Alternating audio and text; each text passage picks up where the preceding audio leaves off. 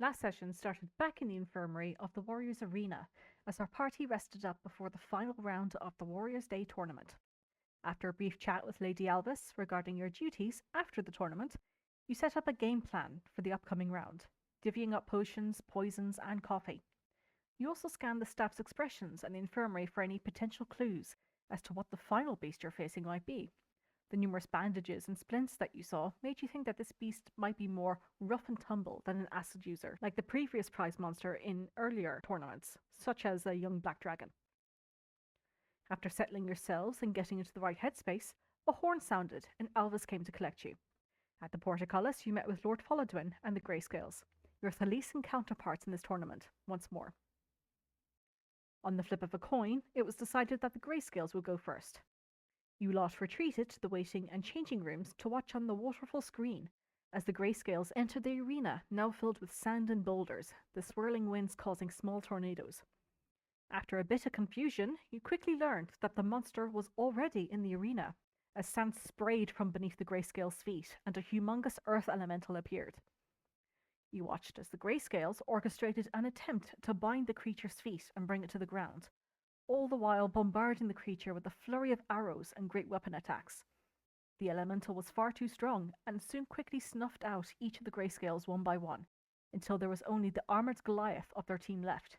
In his final display, the Goliath gentleman roared and went running towards the elemental before being smashed into the sand and being magically teleported to the infirmary to be fixed up. With the beast still raging, members of the guild and the Venators descended to slay it, before the round was called to a close. As the Greyscales did not kill the beast, it follows that your standing time within the arena will be used in determining the winner of the tournament, should your party not be able to defeat the beast you're pitted up against either. As such, it was your turn to enter the arena to face your opponent. Before heading in, Gilmore, Vorsa, and Alvis appeared to give you a small pep talk before the portcullis was raised, and you entered a grass-covered landscape filled with makeshift ruins to utilize to your advantage. You ran into your positions as Lord Folloduin announced your opponent, captured within the confines of Colburn itself, a massive hill giant.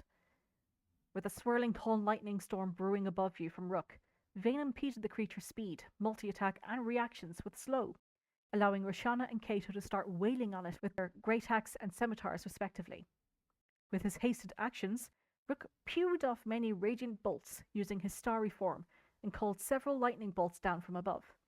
Vayne used his new dagger of venom to poison the belly-warbling beast. After Roshana jumped onto the hill giant's back, Kato threw the grappling hook to her in hopes of toppling the giant, but it seemed too bulky for you to do so. Having all done some heavy damage to the lumbering creature, Roshana got the final blow, slicing the giant's Achilles tendons with her great axe. As the full weight of the now dead giant threatened to collapse directly onto Rook and Vayne, Kato used his telekinetic movement to sway the giant in the other direction with a thud. Rook dispersed the clouds, letting the sunshine back into the arena.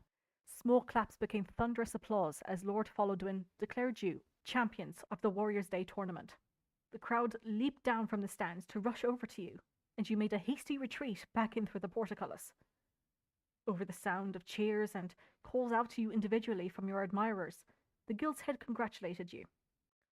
Rook made a mad dash towards the lavatories, weaving between those coming up to praise him, as the rest of you retired to the prep room, with Lady Albus acting as your bodyguard. Once inside, Professor Gilmore addressed the gathered crowd that questions would be answered later, before closing the door in everyone's faces. As you waited for Rook's ordeal to be over, the rest of you tucked into some freshly prepared food and drink laid out for you.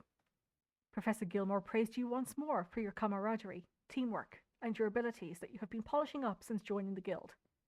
He expressed that he sees now why you lot have made it as far as you have. On Rook returning from the labs, Alvis held you all up to full with a prayer to True Silver, and with that, Gilmore revealed his golden gauntleted arm and tapped his staff against the ground to teleport you to the arcane sigil on the base of the guild tower. Lady Albus suggested that you all rest up before the dinner this evening, grab your outfits from Fazian at Plumes and Presentations, and to maybe grab some light lunch. Professor Gilmore also said to speak with them when you are ready to make contact with the press. And Madame Vorsa said that she could act as a point of contact for you with the arena regarding merchandise and the like. As you were all about to go your separate ways, Kato stated to Gilmore that he realized in the arena that he was not certain of the extent of his powers, and would welcome Gilmore's observation and documenting of findings at some point in the future. In the meantime, Roshana and Vayne headed over to clean up and crash at the housing quarters, while Kato and Rook headed over to the Dullahan set for gallons of water and steak sandwiches. And that is where we will pick up. So, y'all are back in the guild. It is roughly, we'll say about 2:30 in the afternoon. You have until 6, basically, when the dinner party starts on a Saturday night. And everybody was waiting for you to arrive, so... Shit, I'm having dinner now, should I have not? Can always have seconds. Yep. Okay.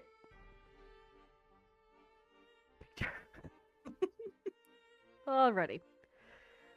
I believe you guys, or at least Vayne he's either picked up or the clothes for you from Plume's presentation, or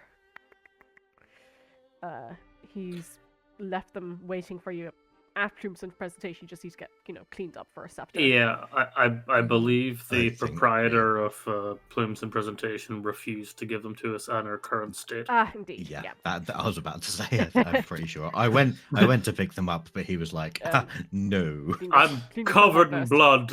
Hand me the clothes now, please. Yeah. Nice fella. Covered in hill giant sweat, spittle, and a little bit of warg guts as well. After being exploded. It adds character. Yeah. And just a hint of musk. Sir, what you like to do?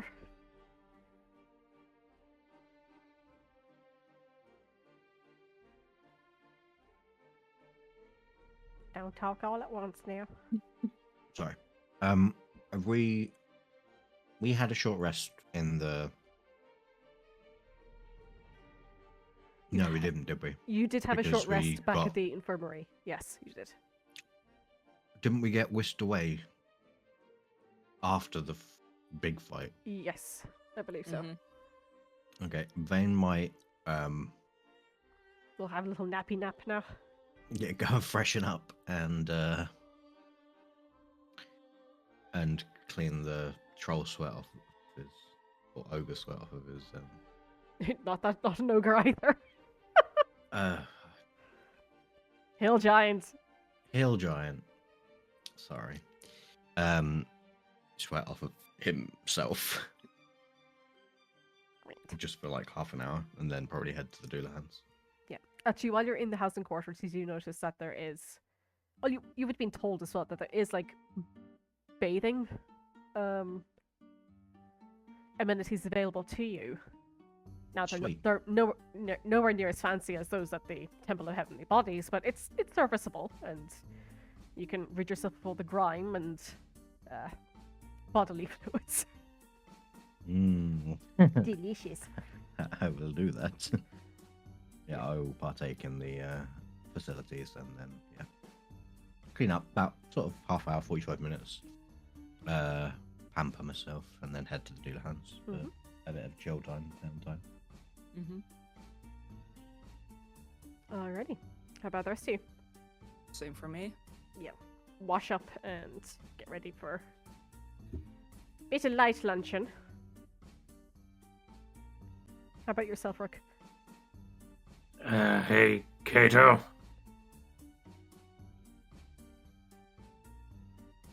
Oh, Yeah, he's been BRB'd for a little while now. I see.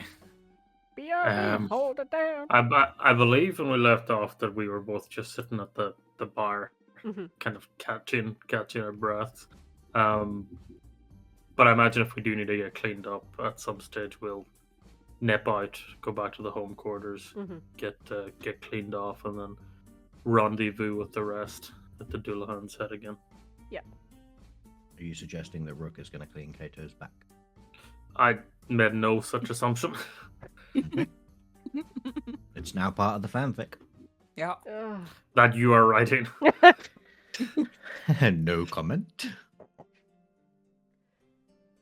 What was I going to say? After I've cleaned up, yeah, I'll head straight to the Doulahan's. Meet up with Kato and Rook and like just meander and like sort of sit around until they fancy going to clear the musk off themselves. Hey, Vayne, Hello. is there anything I should be made aware of before we go to this get-together thing? I seem to have disappeared. Please hold. I am better follower. Why does he keep doing this? It's You can't keep getting it's a away with fun this. spell. It's fun. In what sense? Like, I mean, like, are we just gonna... Is it just speaking to people? oh, I And have if so, who? absolutely no idea. Okay, so I- we're in the same boat. I think, I mean, they say it's a dinner, so I assume we'll be sort of sat around a table with other people, probably like nobles and stuff. Hmm. Just don't ask anything too forward, I suppose. You don't want to get on their bad side. Well, I never do, so it's a good thing. Well, you are famous for your discretion and subtlety. I don't think all that many people know me. Well, they will might now. Yeah. Yep.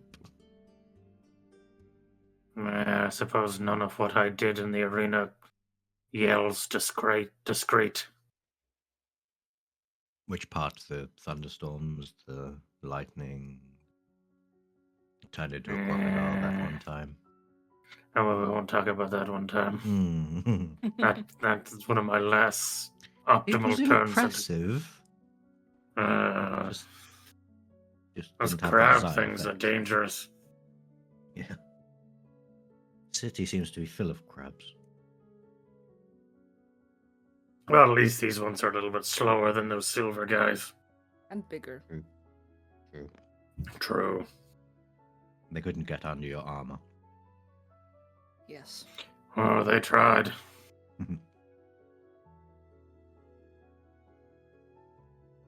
Well, I must say, Rook, and this isn't me suggesting that you need a watch, but the facilities here are adequate.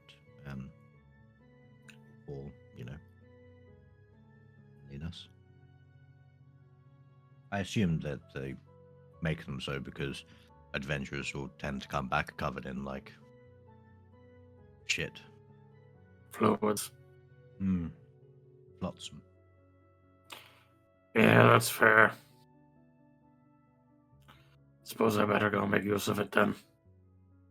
Oh, I mean, I wasn't suggesting.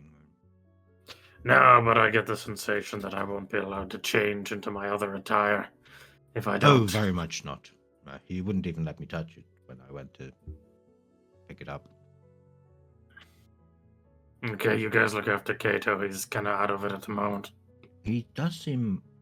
he's slumped. I poke Kato. Say it a bit. Poke Kato in the forehead. Oh, yeah. My God. How's your pee-pee? Always like his hair. It's fine. Excellent. Well, as I said to Rook, the facilities are adequate. Yeah, I should go do the same. He stands up too and heads out.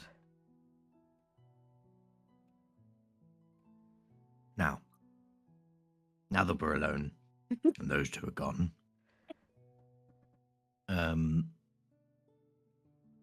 what are you having for dinner? Oh, yes. I was going to have I need to scroll up.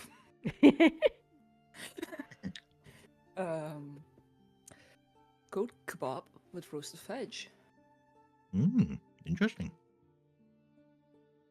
I asked if I could get some steak from your parents. Oh, I don't know if they have, but I assume so. I Don't mean, see they why do. wouldn't. They Well, do. yeah, well, I'm assuming your parents would, but I don't know if. I mean, I the, don't. I don't know if they are going through my parents or through the other one. Well, I requested it, so. Yeah. We'll see. Should be good. Oh, though. thank you.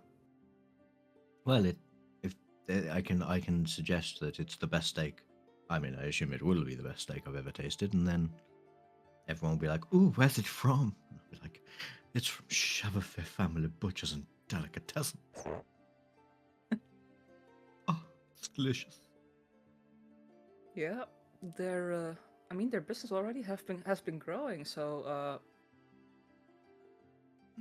now I'm worried they are going to be overworked. Well, sorry. Fine. I'm sure they can. Yeah, they can handle themselves. His name.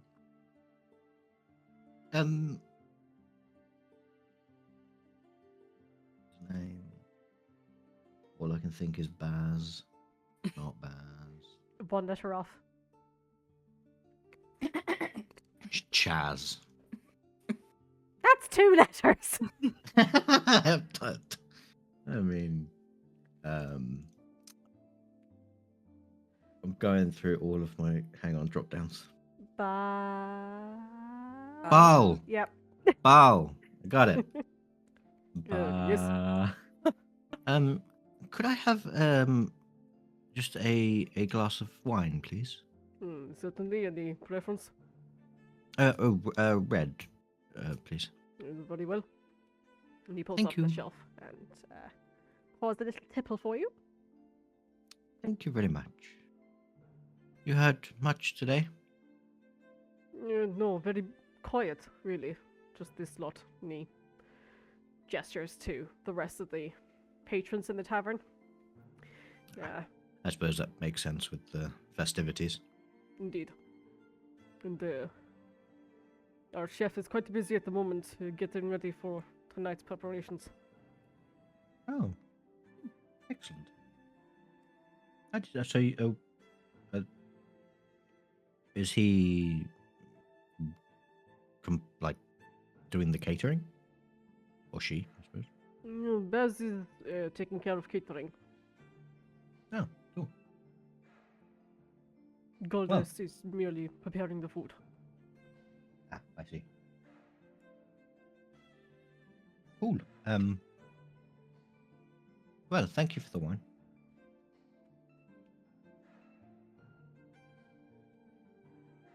Really? And then, I guess, just general chilling for the time being. Yeah, you've got time to kill. And Yeah. I think after the events that Oh, you've well, faced today. Do you want me to roll initiative? Against time. Not sure how that works. Let's not go there. Oh boy. So yeah, at this point you guys are kind of like swapped around, I think. Yeah. So Rook and Kato are going for scrubbies down at the housing quarters. It's a sentence I never thought I'd hear. Oh, he moved himself. Oh, he's back. Yeah. Oh, God. It is I. You did a scare. No. So yeah, Rook and Kato, anything you want to talk about? I said that like, I was incriminating or insinuating something, but I don't know. Chatting in the shower. Single Stop it. light bulb dangling above. I mean, they are saving water that way. Ugh.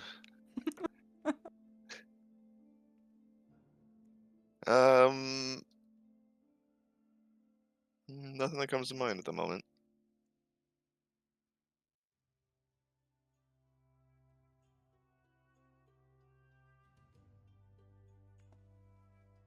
probably more in thought over what he and Gilmore discussed.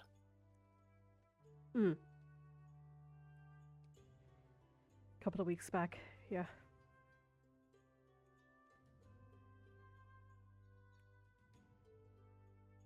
How about yourself, Rook?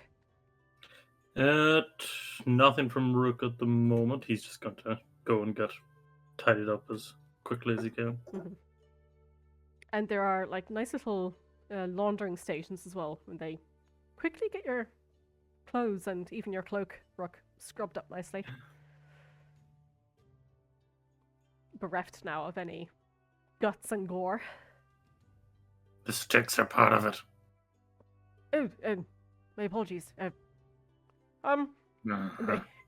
go scurrying back and find the basket where they've just dumped the sticks. Some people.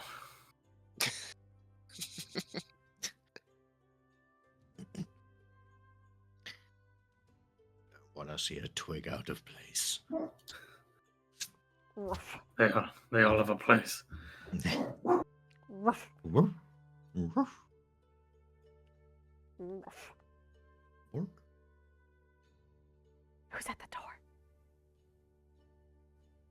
It is I, Croft. No! Oh God. Okay. Unless there's anything else that you guys want to do, you've got just a few more hours.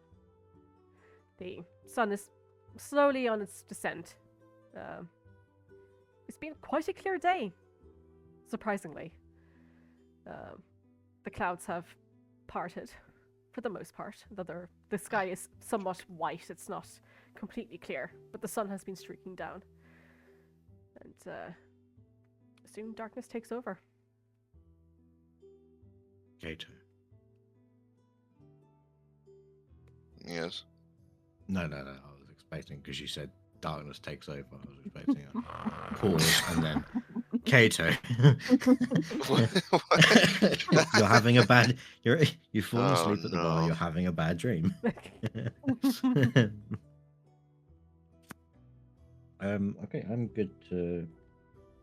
I mean, I don't think.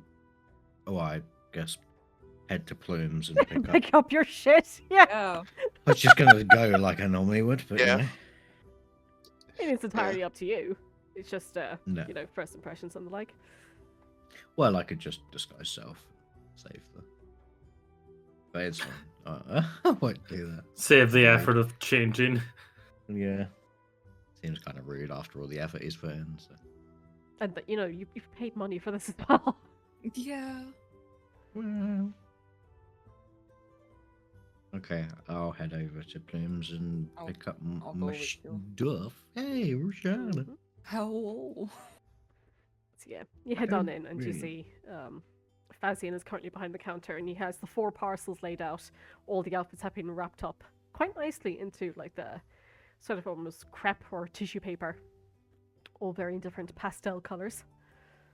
Beautiful, beautiful. I see that you have cleaned up. Yes, of course. Good. Well, they're here for your collection. Thank you. Do we need to sign for anything? Or... Not at all. I've seen that you've come in. Okay. Thank you very much for your work. He I'm bows his sure head. we'll be the bells of the ball, or whatever that saying is. Sure. I give him a nod and pick up my package.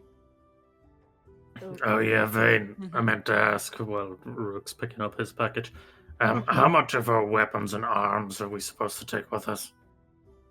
Because this sort of implies we're meant to go without armor, but I didn't know if it. I mean, I would say probably best to ask Clerk, because I was just gonna go with my stuff. Okay. I'll play it by ear. Yes. Worst case scenario, we can just put a bunch of stuff in my fanny pack. Yes. I would suggest perhaps putting the fanny pack under your cloak. It's quite garish. Hmm. It's a bright pink fanny pack. Look up towards Fazian. Do you think this would match what I got?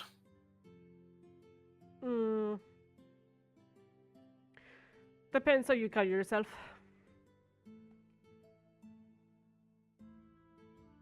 So it depends how I carry myself. Yes. Just work it utmost confidence. If you're letting the outfit wear you, well, it's going to look awful. It'll clash and everything. However, if you own the outfit and stretch your stuff, and you see he shakes a little bit and the feathers of his tail begin to fan open quite splendidly. If you work your stuff, you could pull it off.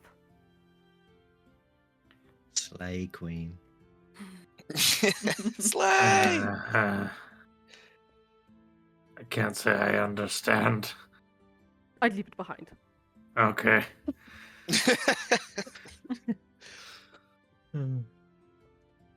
Well, I guess we can ask Rook. We can ask Clerk on the way out, or I can pop over and ask him now. Save us bringing all of our stuff down and then having to take it back up. Sure. Okay. I'll see you guys in the room, I suppose.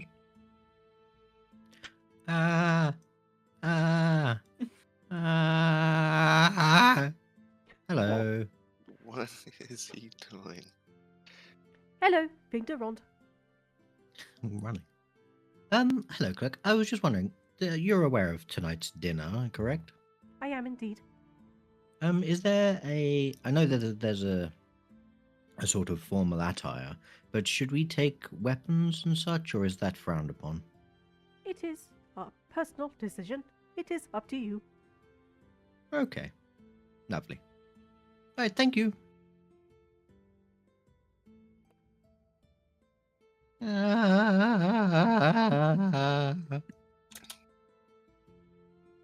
This is the anxiety building for the event. We are allowed to take weapons if we so wish. It's personal preference.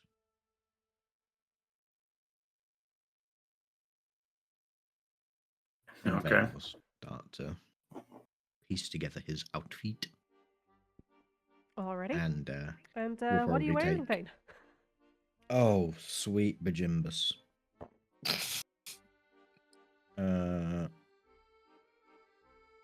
I am wearing. Is there like music?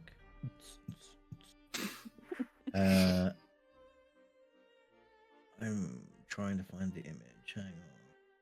Ah, do the speaky speak. No, I'm going to. I just need to remember by seeing. Yeah. Visualization and then put it into words. Hang on. I got it. Do I got Oh it? fuck, I spilled wine. Oh, Not again. Oh no! It's okay, it's okay, it's okay. Not the wine. I got it. Like, I have so many images. Here it- I think that's it. Right. Okay. Yes, this is it. He will be wearing. Clothes. Hopefully. Oh, shit. Hopefully. He'll be wearing a long, sort of, deep, sort of, like a midnight blue, coat, like a kind of like a tailed coat, but kind of like a trench coat, but not really. I don't know really how to describe it. But like a long overcoat with silver, like filigree and trim on the braces and shoulders. He'll have a chest piece which is black with silver trim, with like leaves and stuff and like musical notes on the trim, and like trousers, kind of a similar red to his hair, like suit trousers kind of thing, and black smart shoes. With obviously he'll have his rapier on his hip and a dagger on his other hip. And probably he'll take his viol as well. Alrighty. So just strapped And- across the back then, I'm assuming, with the case. Yes, yeah. Lovely. And he's made his hair look extra smashing, very dapper. Dapper. Dapper. Indeed. Fancy. Very nice. How about this to you? Who would like to go first? Roshana would be wearing a navy halter neck jumpsuit with a crescent moon cutout, so her back is exposed. Ooh. The fabric would be flowy, and yeah, I think just with like a little bit moony kind of stuff shown on it. No weapon with her. Oh. It would be more difficult to stylize a warhammer with a dress. Yeah. I'm not saying you Yeah. couldn't pull it off. Also, this is my ignorance. What is a halter neck? I've heard this before. It kind of like clasps around the neck, but the shoulders are exposed. Oh, like a Okay. loop around. Okay, right. A loop. Yeah, And this is coming from someone who does not dress feminine. I correct. I do think Roshana though is like that that Vine from back in the day where it's like, hey, look at this dress I got. Ha ha, you are fooled. It's a jumpsuit. Ha ha ha ha. Yes. Alrighty. Um, And how about you, Rook? Kato?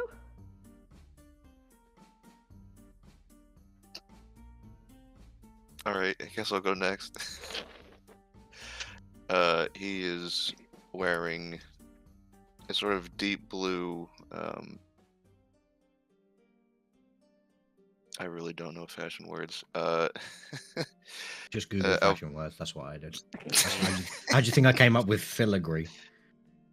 Fair. But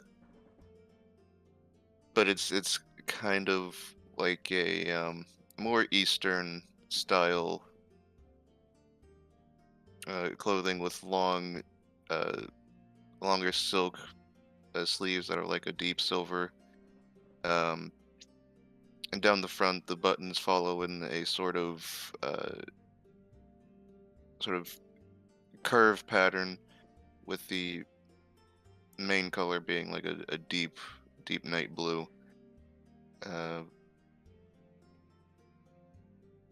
With roomy but not too baggy pants of the same color, and with the bottom of the pant legs tucked into some silver, let's say, accented boots. And he's got his scimitars on either hip. Very nice.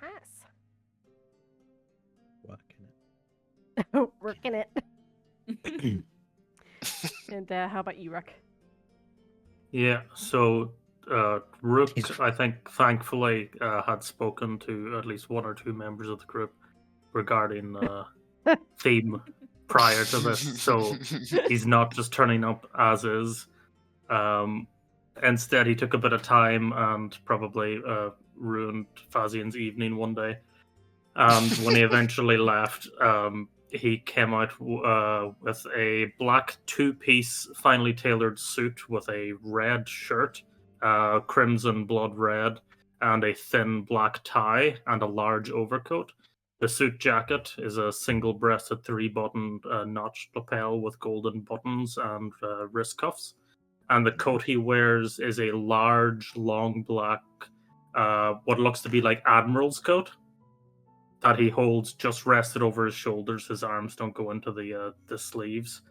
And it has the sort of white ruffles on the sleeves that sort of hang down to his side. The suit is more tailored to Rook's form than what he usually wears, so his very sort of lean build is more visible. But the large overcoat sort of gives him that sort of width to him that you normally see. And he'll walk with his staff as a sort of cane. Nice. Very nice, guys. And a pimp cuff as well, please. Oh my God. Admiral Rook looking sweet. He needs the hat with the big feather. He my God. doesn't have his horned bandana on. He doesn't have a hat, but his hair is tied back up into a bun. Oh, very nice. So you guys are really like appreciating Rook's height right now. It's a bit it's a little bit odd to see him without the two large tusks poking. I do lose about 6 inches when the when the horns come You off. always this short? No, I used to be a child. I was much smaller then. Rook always bringing. How do you just come up with that? Oh, that was beautiful. Called acting, No, darling.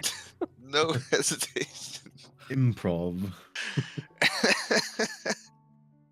Well, anyway, image in the chat for those who are interested. Okay. I just saw Tinky Winky again. Sorry. My God. Yes, he's going in a Tinky Winky suit. That's for later in the night when we have to describe how we dance. Oh no! That is exactly how it does.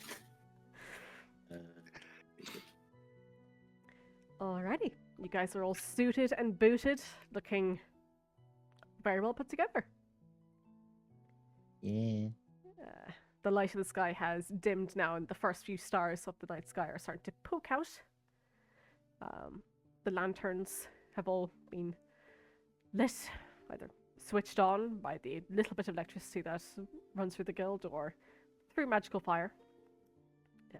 The walkways themselves are now pretty sparse. Only a few people are scurrying about, ending their day. What would you like to do?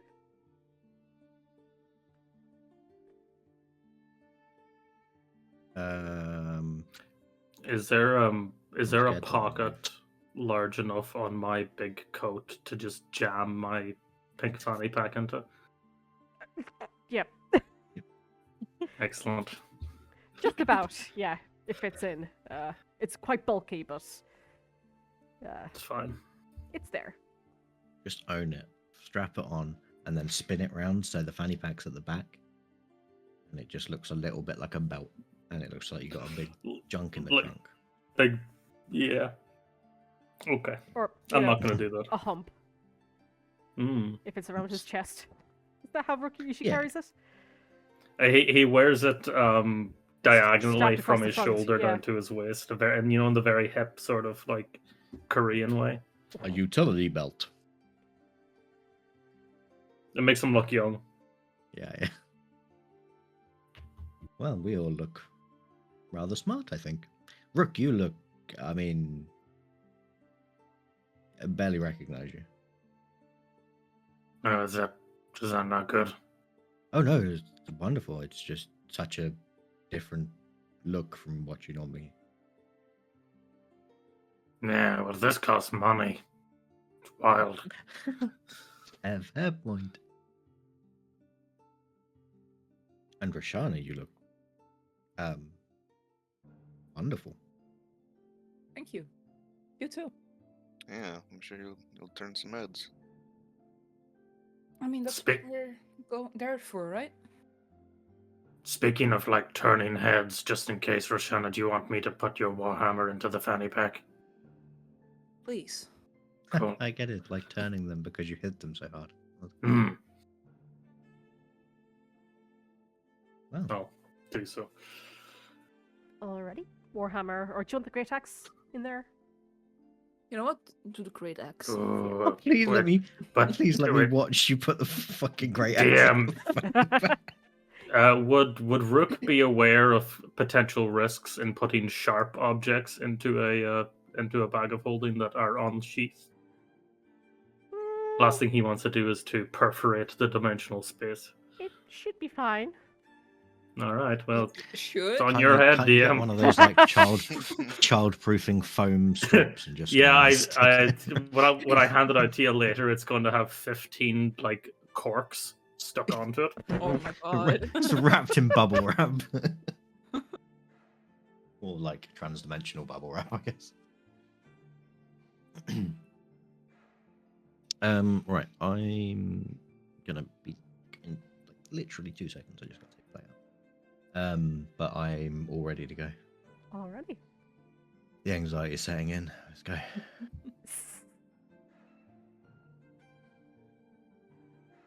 Alrighty, so you head out into the guild.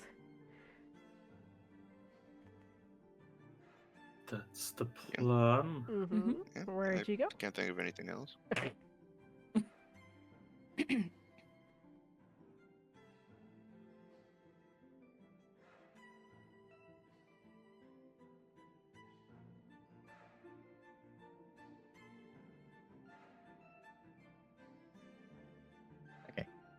So we heading straight to the Dulahansel.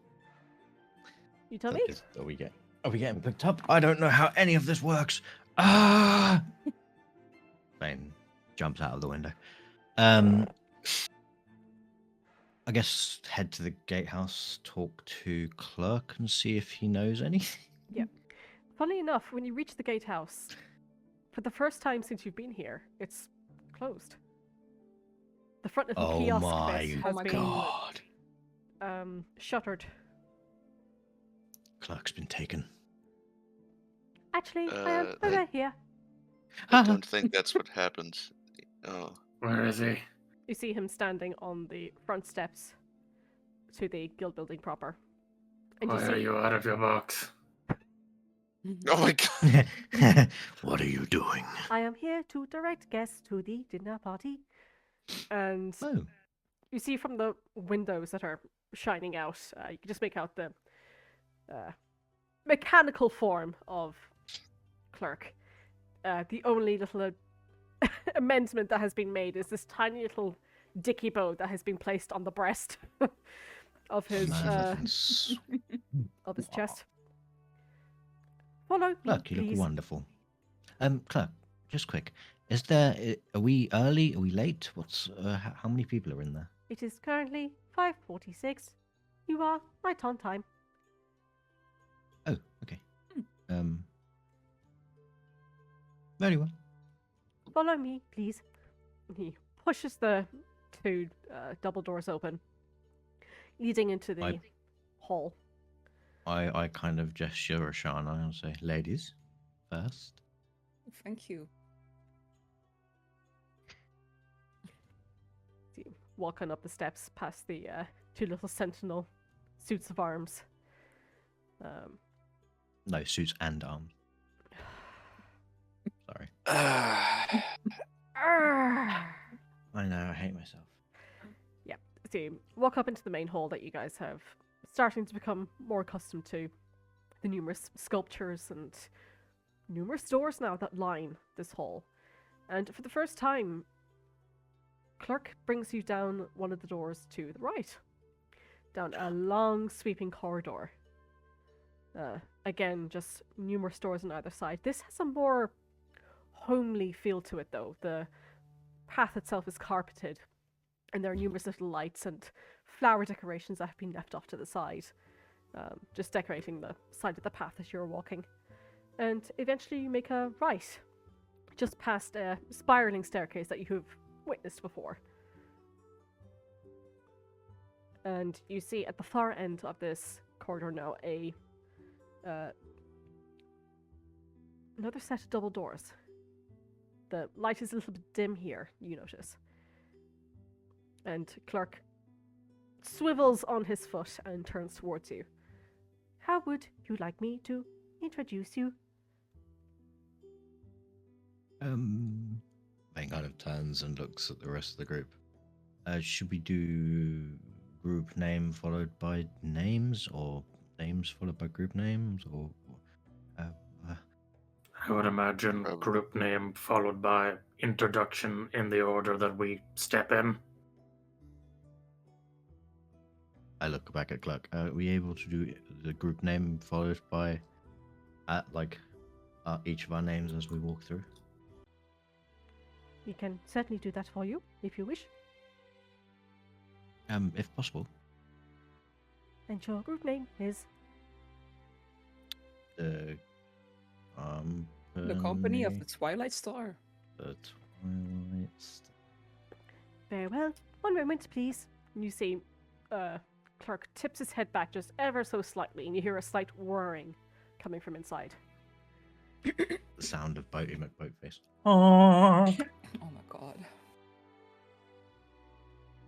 Very well. If you would like to line up, and I shall introduce you. I assume we're going in this way. The set of double doors are here. Okay. When I said ladies first. Okay. You just don't want to go first because of your anxiety. Yeah. and that's not valid. It's not helping my anxiety.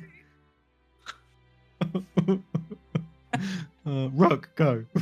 Okay. You can be the lady today.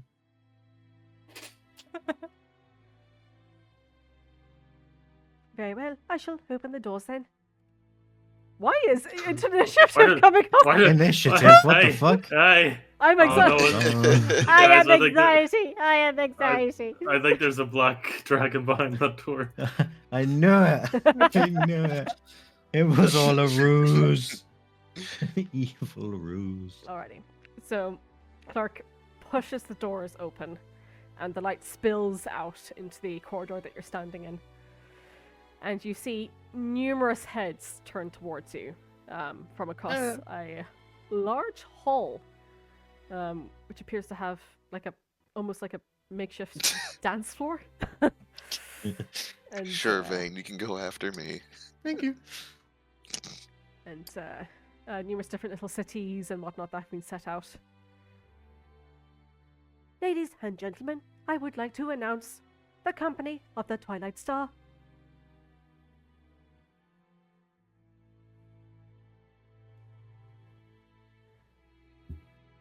Miss Roshana Shabafay in attendance.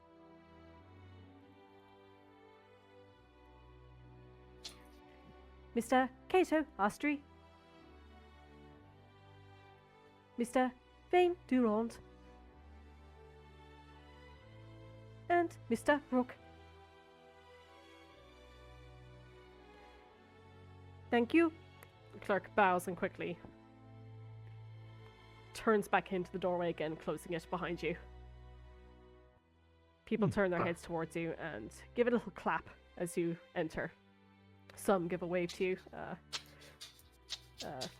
Roshana, you can see in attendance is Vinny, a man that you haven't seen in quite a while, and he gives you a quick wave as he's chatting away to Fern Fiddlehead.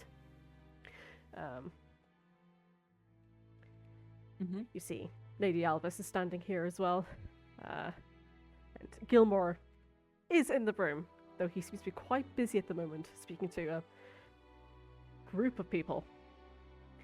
Off to your left, let me get this right, you see that there is someone playing viol currently beside the fireplace.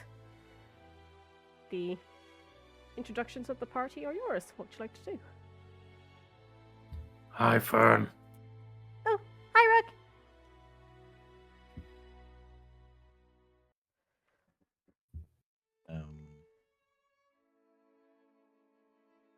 Hi, Lady yes. Elvis. Hey guys. Man, really good at parties. Oh, someone That just disappeared. person just vaporized. Shut the fuck up. You didn't see nothing. I saw nothing. She's in this plant pot. I know it. I was gonna point out there were two of them, but I figured it was okay. It wasn't. I'm gonna sort of go this way and listen to the viol person. You see, sat at the fireplace, in rather like a stunning, almost Edwardian style suit that is almost like powder blue in color, but also has this somewhat of a silvery sheen to it, is a moon elf woman.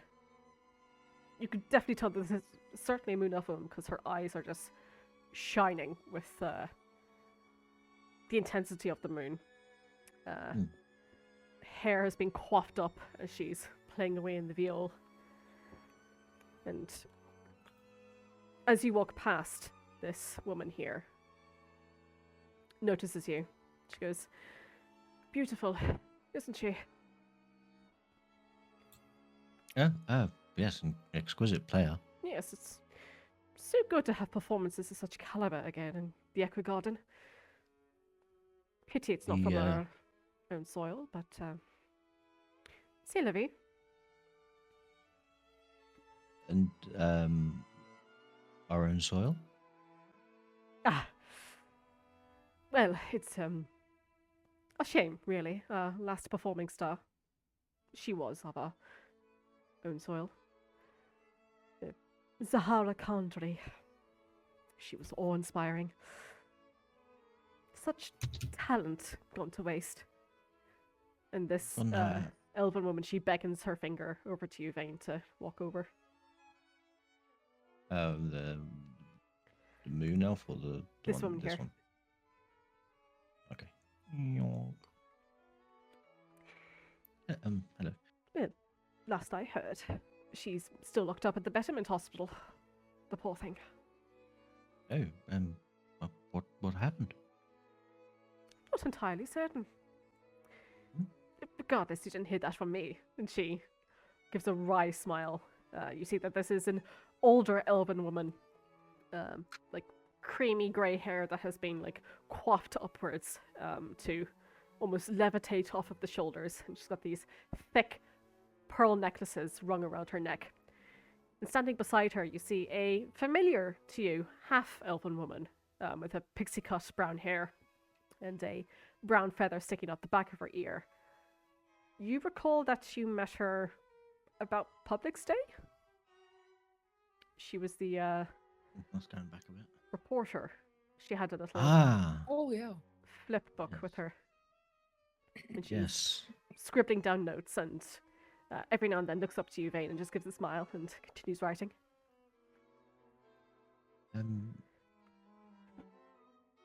So when did this incident happen? It was a couple of So years this- back. Oh, okay. Eh. Not recent then. No, not at all. My sincerest apologies. I am Madame Cynthiel. Vayne Durand. She places her hand out towards you.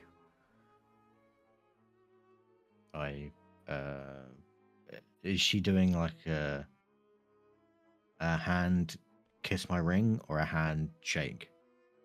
Kiss my ring. I'll. I am never saying that again. I didn't know a better way to put it. Oh, for- But, it's yeah, kissing the hand. You do know that, right? on some people it's the ring that depending on like if they've got a signet ring on. Enchanted. Yeah, I'll do that. Yes. I am the presiding editor-in-chief of the Clancamrye Chronicle. Oh, I see. Uh, I've read your work, I suppose. Well, I'm sure I've you read, have. and I point to the lady standing next to her. I've definitely read your work. I think so, yes. And And well, it's been lovely to meet you. Vayne Durand, isn't it? You were very dashing in the tournament today. Oh well, we just did what we're here to do. Indeed. Penny, would you arrange for it so that we can take a couple of pictures maybe of the new troupe? I can certainly sort that out, yes? If you're willing? Penny Oh, looks yeah, towards you, I'm- Vayne.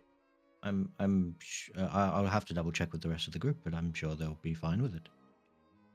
Yeah, well, Penny's going to be taking pictures all throughout this evening, but we don't have permission to be giving away those fanciful sites to the public. But I think one of the new troop will be quite dashing for the Clancamrye Chronicle.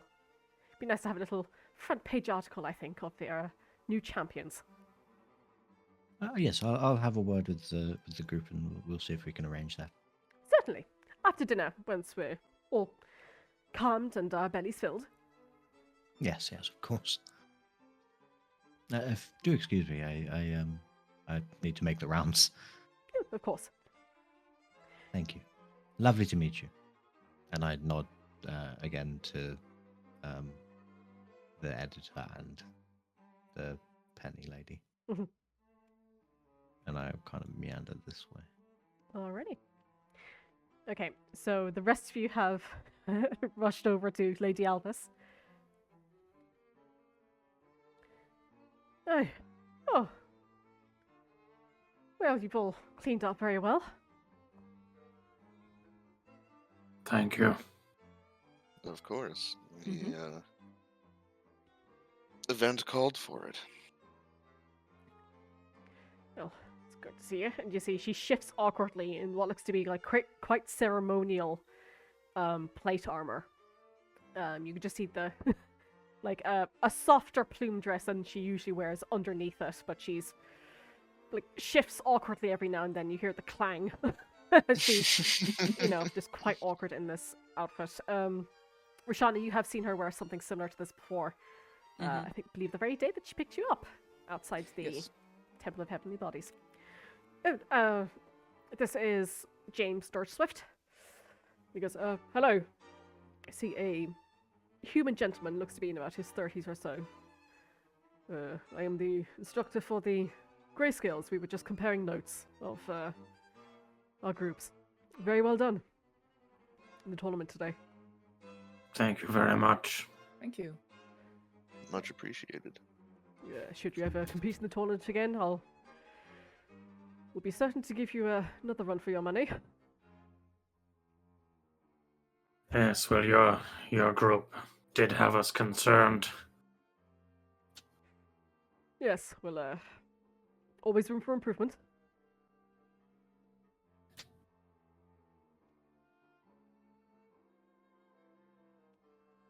If you don't mind me asking, how long has your group been in operation? You see he rubs at his beard. All in all, they've been together for about 6 months. Okay, yeah. Sorry, I'm just curious, because I know most of the heads of the guild here used to run as a group, and that was for a long time, and then we're relatively new. So I just want to get a bit of a gauge for where we fell in the... We haven't realistically known each other for very long. Well, our group knew each other for a very long time, but sometimes it works and sometimes it doesn't. Even the most accomplished of adventuring parties can fall to the measliest of monsters. It all very much depends on luck. And a certain amount of skill. But, yeah, never get too cocky. Of course. Sure, you know that. Here, I've got to make the rounds and I could use with a drink. So I'll speak to you in a moment.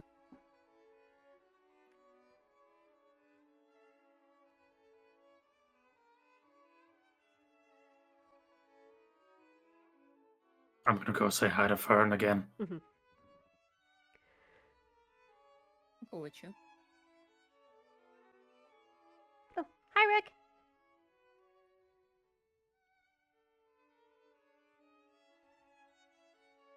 Okay, everyone's awkwardly. I mean, it's that thing with parties, you know. Yeah. Stay together. Stay together. Anxiety! Hi, Rook. This is my friend Vayne. Oh, hello.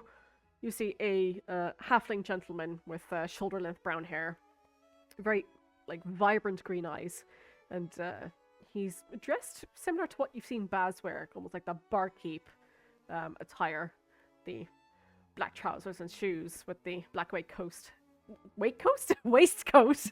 and white shirt underneath. I'm Vayne Quickshadow. It's very nice to meet you. You too. I've heard a lot Sure. about all of you. All good, I hope. Oh, most certainly. Very nice to see you again, Miss Roshana. Yeah, likewise. Aye, if you Hope you've ever, been doing well. aye, yeah, thankfully. If you're ever by the Ruddy Piccolo again, please do stop by. Be very Of course. grateful to have you. I'm sorry, what is that? An establishment? Aye, it's a tavern. Just across the bridge in the Adventurers District.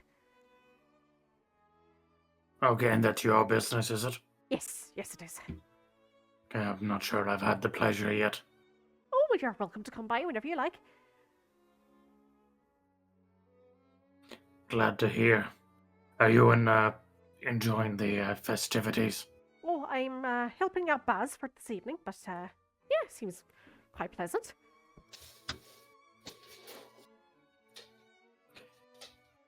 Have you been doing this for long? Or is this your first year helping Baz? Oh, I've helped Baz on many occasions, but I'm mostly at my own tavern. I'm just curious in case you know anyone, a lot of unfamiliar faces to me here. I wonder if there's any advice you could give me on who to speak to and who to not. I'm a little out of my depth. Well, there's a couple here that I'm not really sure of myself. This lot over here, I think they were at the tournament today. Did you see, sat over in the corner past the hors d'oeuvres and the like that are placed here in the numerous cups? You see members of the Grayscale currently being served by one of the attendees.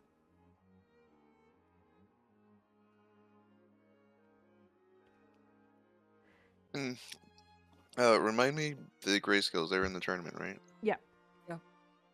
I'm trying to remember which event they did. They did, all of them. It Was was that- at the last hurdle that they fell, though, against the giant earth elemental. Okay.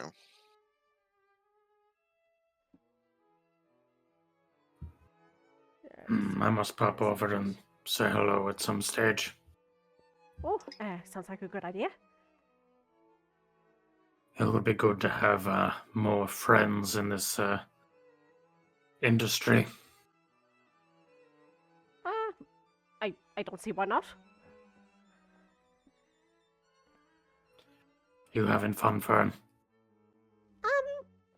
And you see, Fern is very much dressed in what almost looks to be like a dress of her own design and her own making, in that it is made almost entirely out of petals, shifting from a very faint pink down to a very lush, almost magenta pink. But her face is very much matching at the end color. She goes, I'm feeling a little bit out of sorts. I'm just looking forward to dinner. Is this one of the responsibilities that you usually have to be part of, or is this something you're also covering for? Oh, no, actually, Taurus is here with us today. And she points over in the direction of this gentleman here, who's currently just sat on one of the settees by a window looking out of it. But, all my friends are here and they invited me, so, I didn't want to be rude and pass up the invitation. That's fair. That's fair. I was wondering if I would get a opportunity to speak to your And I'll look over in this guy's directions. Friends. Oh, well, he's a lovely guy. He's just, a little preoccupied. Mm-hmm. you doing, Roshana? Sorry, I did not hear it well. She said, how are you doing? I'm doing fine. I want to say I love your dress. Oh, thank you. And she gives a little twirl in it. And you see, for a moment, her hair topples a little bit. Mm-hmm. And you hear like a squeaking noise as a little mouse pops its head out of the little hut that she's made out of her hair for a second, ruffles her hair a little bit, and it goes back into its perfect form again. Aww. Oh, sorry. She puts her hand up and like smushes the hair back into place with some moss. Does that little guy have a name?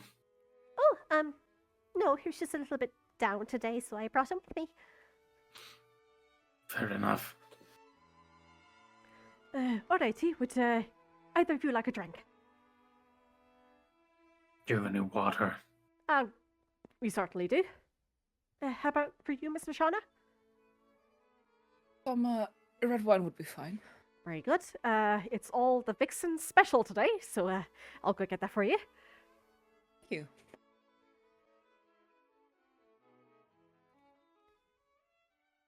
Alrighty. Kato, you walk over to see Luxon and Baz are in the midst of a conversation. And they immediately break as soon as they see you. Like, oh, Kato, how are you doing? Very nice to see you. Doing well. Hopefully you're enjoying yourselves. Yeah, certainly. You see he's like swirling a little bit of red wine around in a goblet. You see Baz is standing Good. there, no drink in his hand. Good wine, I take it. Most certainly. You have the guild to thank for that. There's a little bit of a wry smile on Luxon's lips. Very well done in the tournament. Fortunately, I couldn't go Thank myself. you, I thank was you. preparing for this evening, but yeah, well done. Thank you. Well, I did not usually partake of wine. Perhaps now could be an exception. It's very good, I assure you. And Baz heads over to the table and pours a glass for you, Kato, and comes back with it. I'll take it. You take a sip of it, and you feel like you've had this wine before, most definitely. Either at the Doulahan's Head, maybe at Roshana's parents' house, but it's very fruitful and, you know, lies well on the tongue. And just gives you that little tipple for an appetite. Was it an elven, I take it? Certainly not. But it's homegrown, Colburn. It's grown on the western side of Valley here, I believe. Damn, where is that? Valley here is a small town to the south of Colburn. It is found amongst a row of hills. The vines are grown there. The ground is quite luscious and rich in nutrients. And Well, I'll have to have a visit one of these days.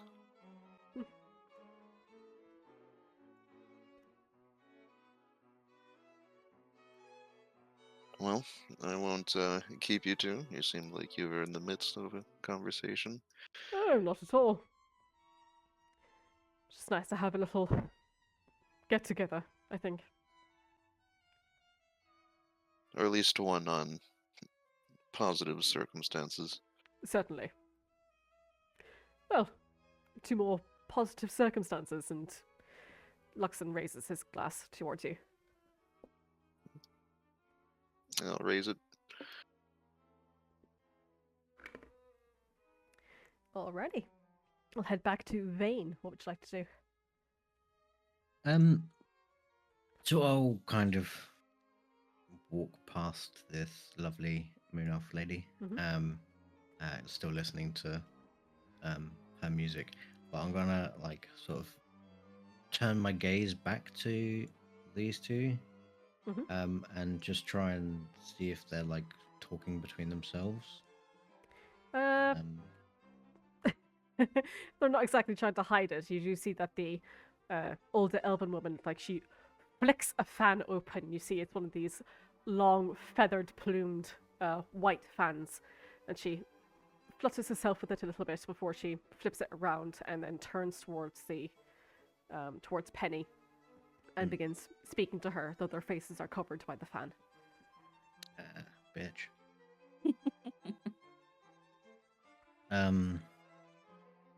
Okay, then I will move over here and get myself a drink. Mm-hmm.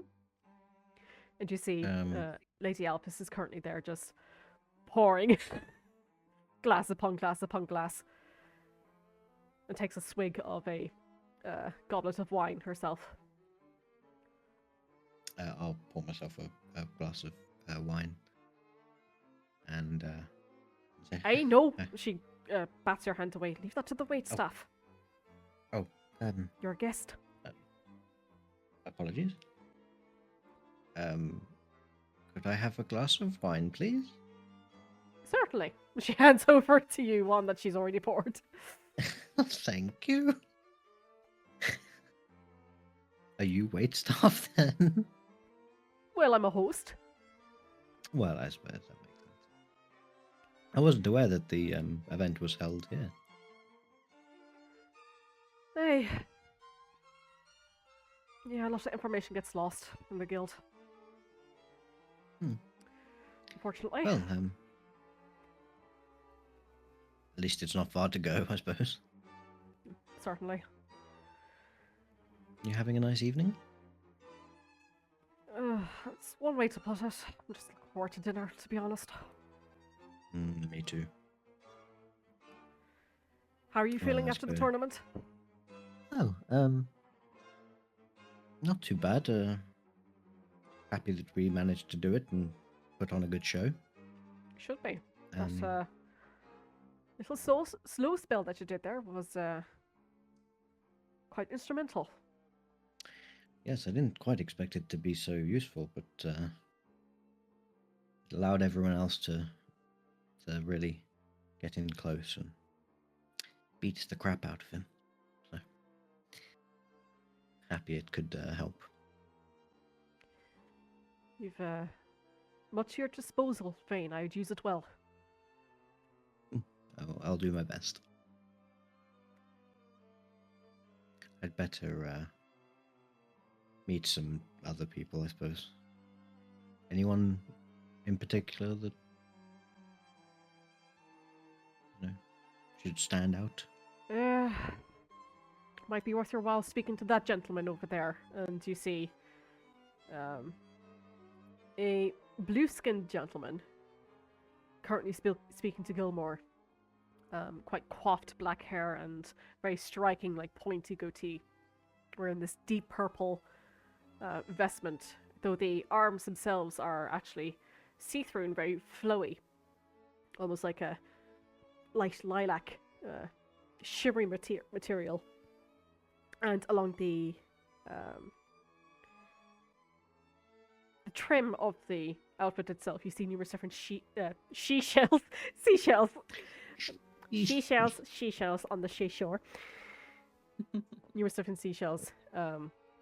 She says, either until, well, you might want to go over now. I mean, Gilmore can probably talk his ear off. Fair enough. I'll go and introduce myself then. Mm-hmm. Thanks for the tip. It's at this point that you hear Clark opens the door once more and people turn their heads. I also turn my head.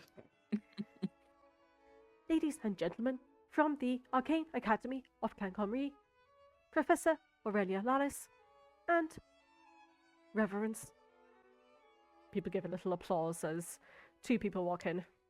You see another elven woman, looks to be older, chestnut brown hair down to her shoulder, though half of it is being pulled up into a small bun behind her head, wearing this like lovely, almost olive green velvet crush dress with a slightly low neckline, but it scoops all the way down to the floor with a little bit of a train.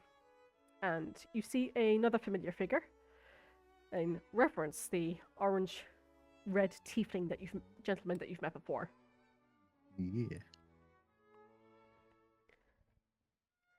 And they too begin to disperse.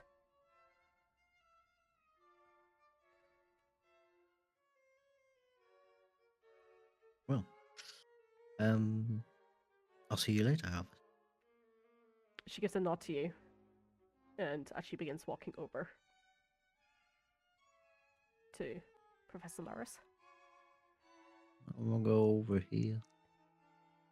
Alrighty. Rook and Roshana, what are you up to?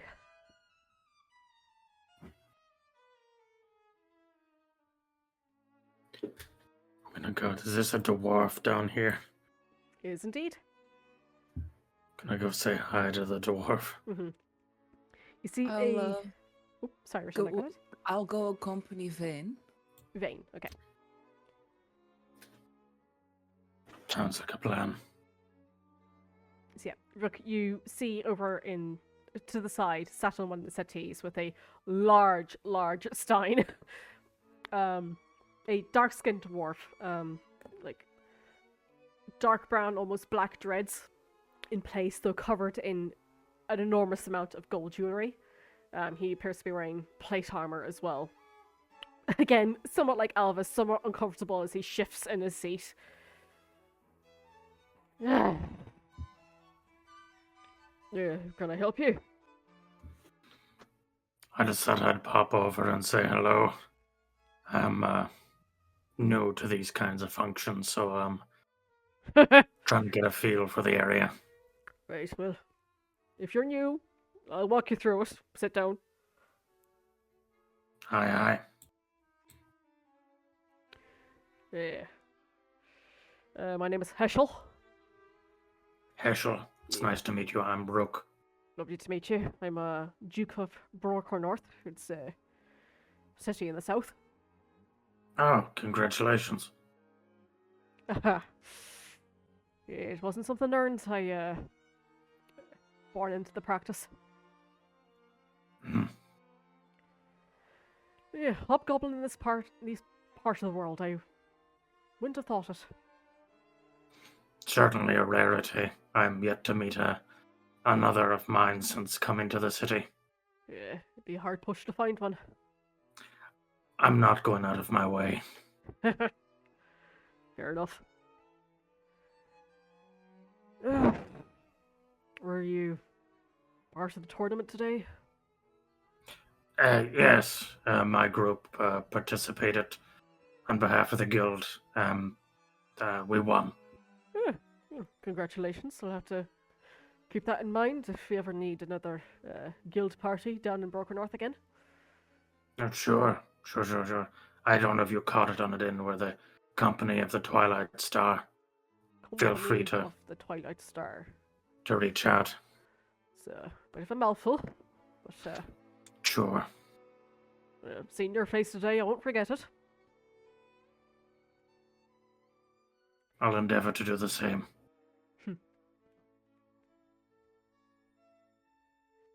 So, I'm going to assume, given your experience, that my approach socially to you wasn't the traditional way. It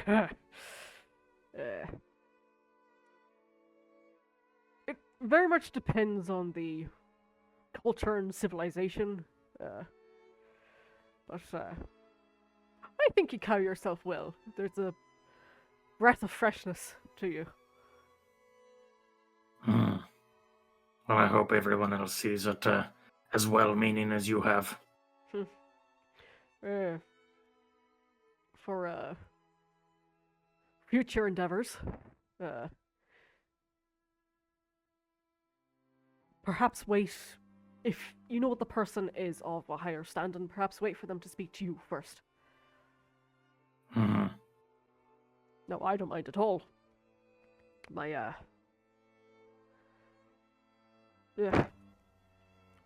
lineage, this is watered as the Broker North Sea itself. Regardless.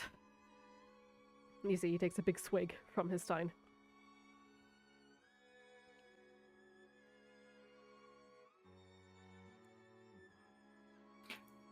I take it then that you're quite familiar with some of the more high-ranking individuals here. Is there anyone I should keep an eye out for?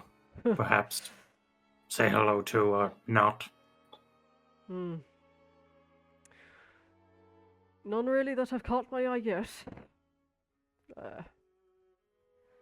If you want to talk about impressive standing, though, actual talent, you need to look no further than the two folks beside me, to the right. They were going to be my next stop. Yeah. And you see over in the distance, well, I suppose it's quite the distance. You see two Aarakocran folks are currently sat down. One of them has what looks to be like a helmet on his head. Rather stooped fellow, low neck, and blinking eyes just looking around. The eyes themselves are slightly clouded, you notice, but they're very much keeping to themselves for the moment, not really paying much attention to anyone else.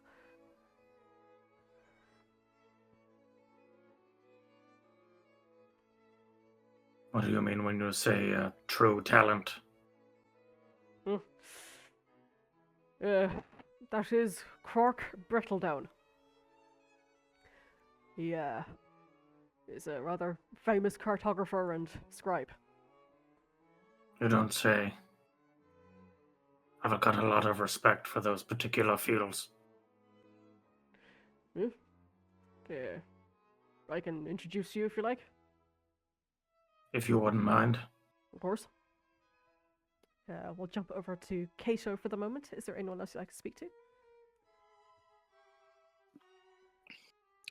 Yes, and we'll head in this direction.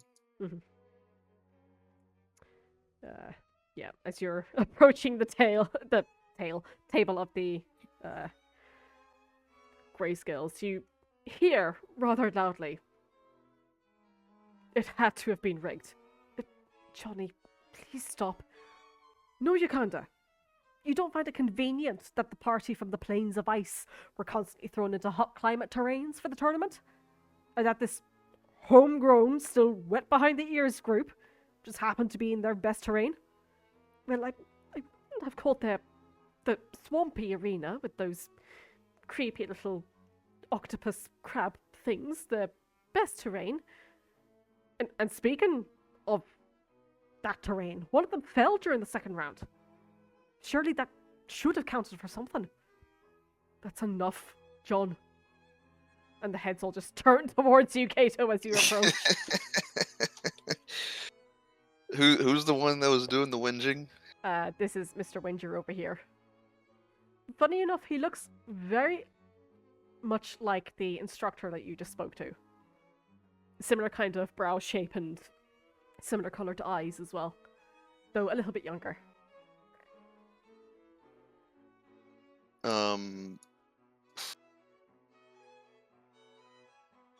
The instructor for the Grayscales, this gentleman here. James. Yeah.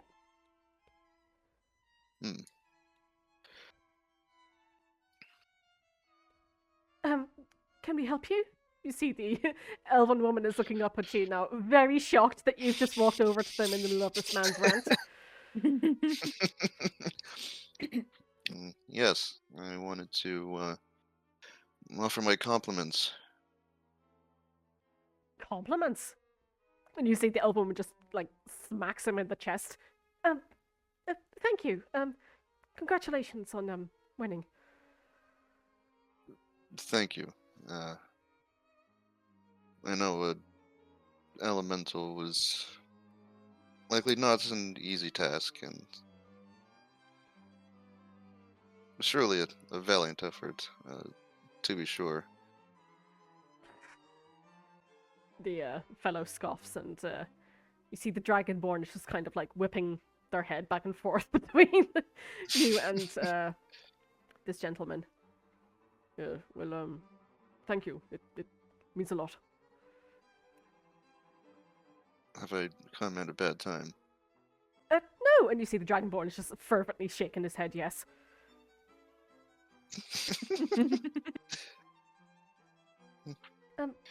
Maybe after dinner we can all chat civilly.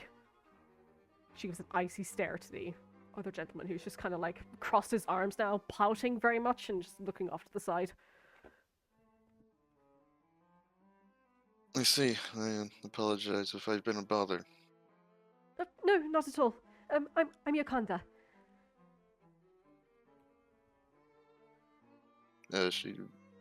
Guess I'll walk around and shake a hand. Kato. Lovely to meet you. This is Johnny. And this is Dracula. And the Dragonborn stands up as well, and you see he's got another, like, a good foot above you, Kato, but he extends his hand towards you. Let's shake it. Yeah. We'll get you next time. How about that? I look forward to it. Good. I hope dinner's ready soon. You see him, like, sits back down in the chair again. You hear a creak. And just places his hands upon his belly. No, enjoy your evening. I hear the wine is very delectable. Indeed. You see Johnny reaches over to his goblet and just starts, like, massively swigging from it. Not making eye contact with you at all, Kato.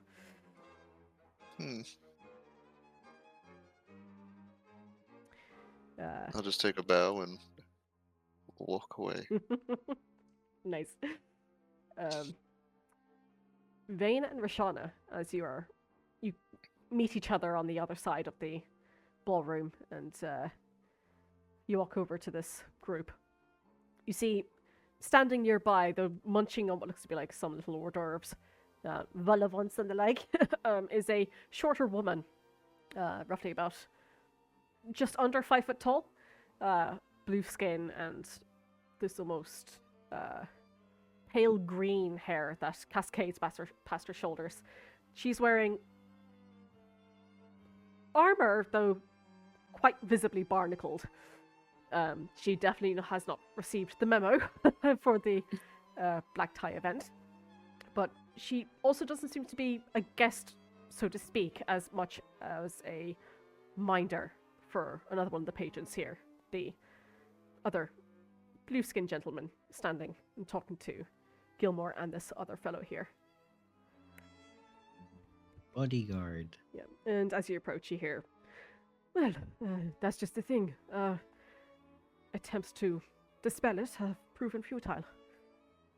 One of the mages I invited to examine it has theorized that its source is on the other side of the barrier, and we are limited in as much as we can see. You hear Gilmore responds, I'm assuming that Caven, months ago back in Brindisi's, was Brindisi's attempt at circumventing it? Yes. After the original cave-in and loss of the trade route, we fought ourselves past such hardships. I would like to remind the honourable gentleman that is more than just a trade route and guardsmen that have been lost. This quarterly from Daglian stated 7 more losses. 5 townsfolk and 2 venators. Doggo. You have my sympathies, Mr. Wiles, but your anger is misdirected.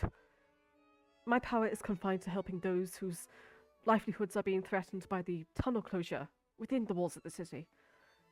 If the tunnel was open, it would be a different story. The passage of aid would be simple. But it was Lord Garin himself who called off the aid to Daglion.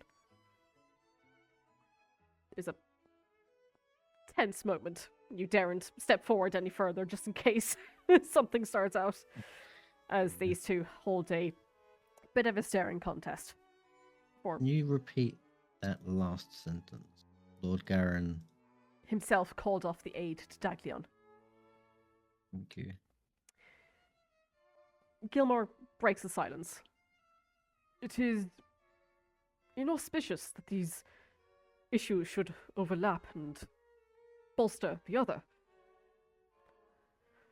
Lord Garen, tucked away, sunning himself to a crisp. Why am I not surprised? I must admit, this is all unheard of to me. The giant's behavior is most peculiar, though stranger things have happened. I would speculate some external forces are at play here, most likely introduced through the discovery of those ruins. Ah, you see Gilmore turns his snout towards you, Vayne and Roshana. Yeah. Funny, I think of you when you appear. Gentlemen, please. You see the blue-skinned gentleman steps backward to allow you room to enter the conversation circle. We making ring around the wallsies. Pocket full of posies. Hello. If, Sorry, did I overhear something about ruins? One of our company is very interested in ruins. you see a slight smile appears on Gilmore's face. Indeed, I was going to pose this question to himself. However, it's fortunate that you are here. Vayne, Roshana Shabafé. I'd like to introduce you to Vancia Dwanier. He gestures to this half-elven, blue-skinned individual. Large, orange, bright eyes. Yes, I am the ambassador to Marisol and Pyrden, but I take my residence in Brindisi. I'm very honored to be in your presence. Vayne Durand and Roshana Shabafé, your performance at the tournament was astounding. Oh, thank you kindly. Thank you. Honored to meet you too, sir. Yes. And you see the other gentleman steps forward, an older human gentleman, wearing more presentary armor, leather in make, and he goes, "I am Mr. Thicket Wiles. I am of the Arcane Academy, but I also work with the Venators. We are currently dealing with a large problem down in the south of Colburn. And we have much to discuss." And he kind of looks over towards Vansa, but he doesn't meet his eyes. He's just looking at you two. Oh, what if you're able to say, what seems to be the issue with down south? Well, I'm sure you've heard in the media that there's plenty of hill giants down the valley. I haven't really. We've been quite busy. I haven't really had time to keep up with the media, unfortunately. Yeah, at the corner of your eye, you see Gilmore looks over and just raises an eyebrow. Well, we have a large problem. If you find yourself fit to help out, it would be much appreciated. I'm sure we can see what we can do. As I say, one of our companions is very interested in ruins, so I'm sure he'll be well up for it. Certainly. I can tell you more about the details after dinner. Yes, would be wonderful. This is... And we'll do all we can to help in solve your issue. This is quite a bit of business to be speaking of before food. Yes, Mr. Wiles? Right, Mr. Dwanier. And he turns on his foot and just begins walking away to one of the seats.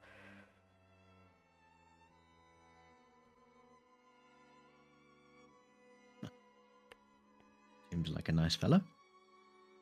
Yeah, he's good to speak to if you have monster parts to relinquish for coin.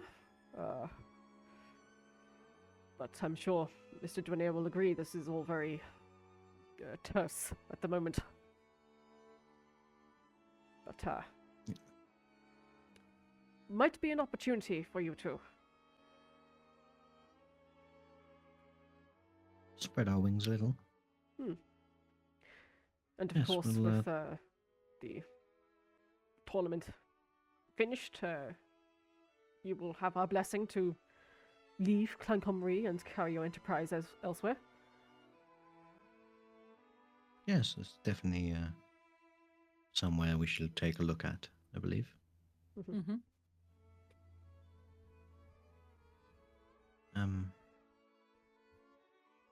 You all enjoying your evening? It's nice to see so many friendly faces once more. Yes, like, oh,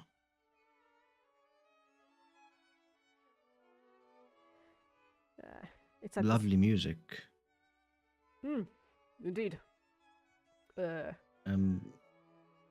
heard there was a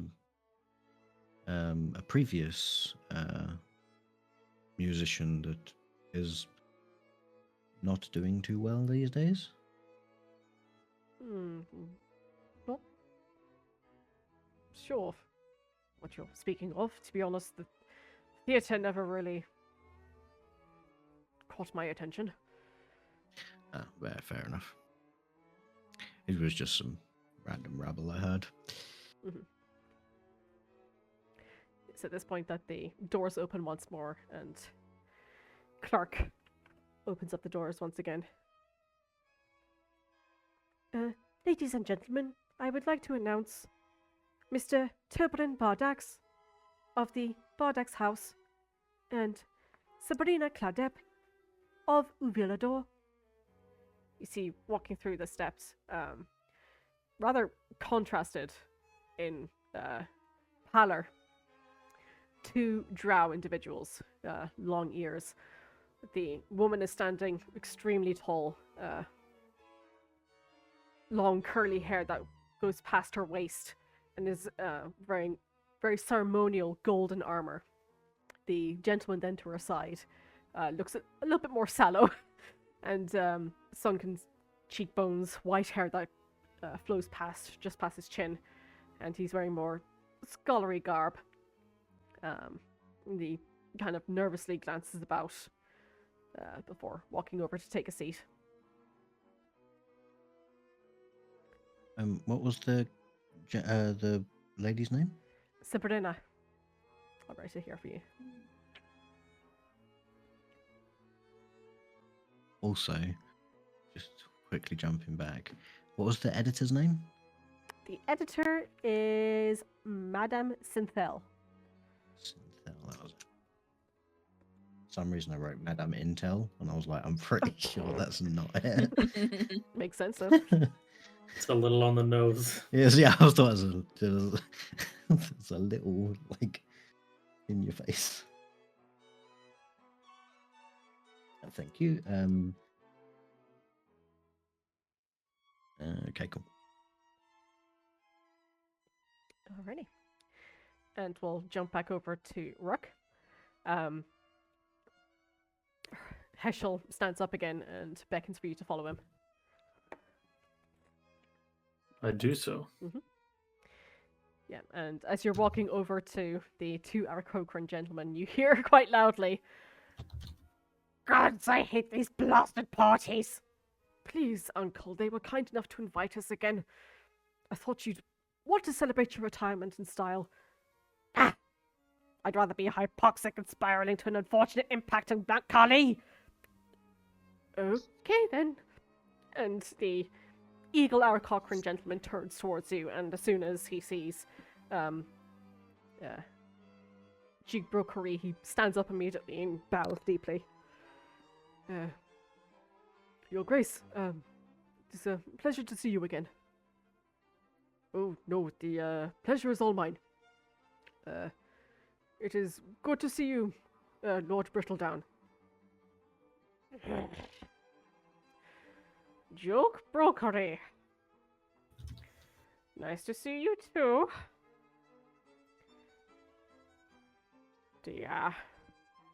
Jungle's a sumo. Yes, I remember them well. And Rook, you see as this almost looks to be like kind of like a vulture, almost like a double-breasted Aarakocran older gentleman is kind of just sat down, stooped in his chair, and these frosted eyes are just kind of looking off into the distance, reminiscing. My apologies. I came to introduce a young warrior of Clancamrye. This is Rook. Very nice to meet you, Rook. The pleasure is mine. Wait, are you an adventurer here? Yes, I joined the guild some time back. Originally, I'm from the Zildari Wastes. And the vulture gentleman like cranes his neck back towards you again, Rook. The wastes, they shift. Yeah. I was informed by my new acquaintance here that you're quite renowned for your cartography. Renowned. Yes, you see, the eagle gentleman begins shuffling into his satchel that he's brought along, and he goes, I can certainly show you if you'd like. I Clarification, the one on the right is the younger? The one on the right here with the hat on his head is the Right. older of the two. Okay. And this gentleman here is the one speaking to Rook. I'll move him forward, actually, just to make it clear. Because, yeah, the old Cochrane gentleman, he's not gotten up. He doesn't give a shit. And he presents to you a map of Colburn, sorry. The latest one. Fascinating. I must say, I've a lot of this terrain I was unfortunate to miss out on, given my means of getting to the city. But I've spent a great deal of time in the Zildari Wastes and northern Cadmia. So you're traveled. Mm-hmm. As much as a single individual can be out in the wastes. Well, There's no a good single walking unless flightless. You have to flight. Exactly, you have to fly. Nah, not currently in my wheelhouse, unfortunately.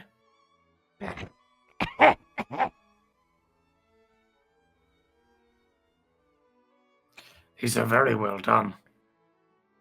They ought to be. Spent 2 decades of my life making these blasted maps.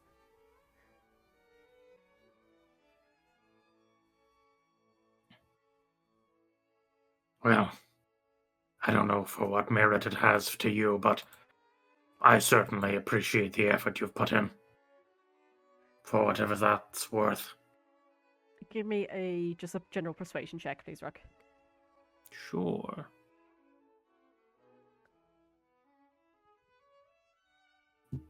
Hold on a second. How many friends are within 30 feet of me?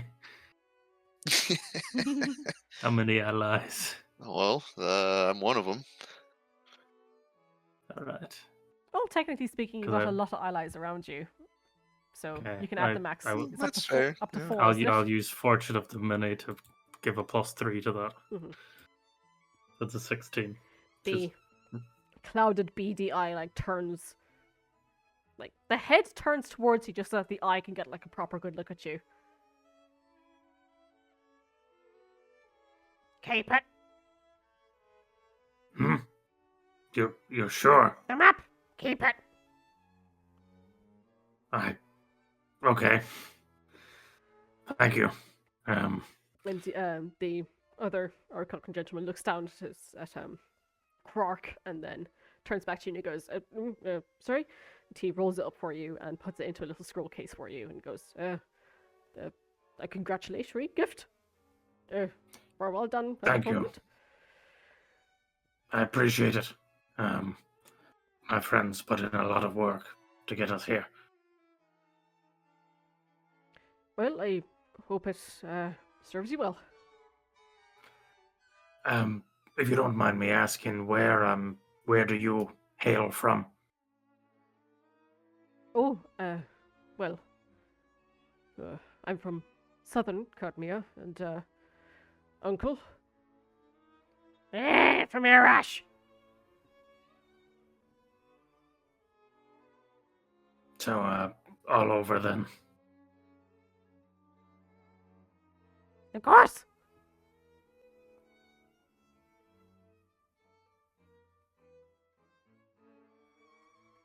You see, Corey is kind of like just scratching the back of his head now, just watching this awkward exchange take place. Yeah, so I was looking at the maps to get an idea for where they were. Mm-hmm. Well, I won't bother you any further. It was very nice to meet both of you, and I look forward to seeing what more of your works come across my way. Thank you. I'll give a nod of the head and leave them a little bit of peace. Good.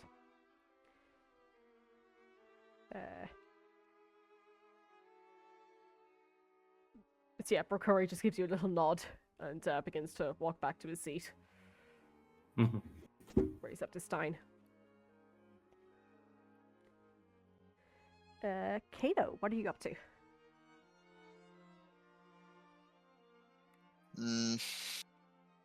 Well, for the moment, I was eavesdropping on Gilmore's conversation. Okay.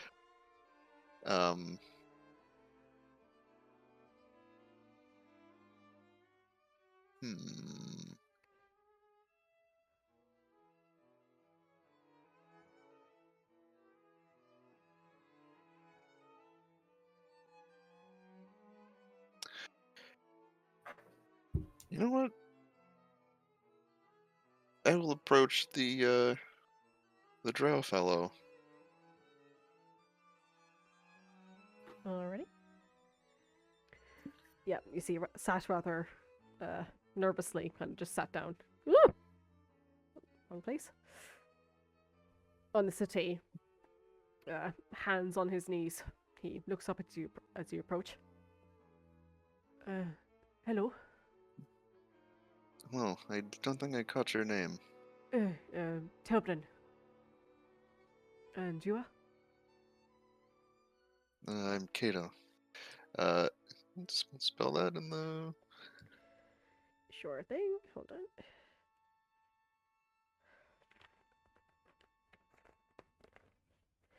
Found my bloody notes. There we go.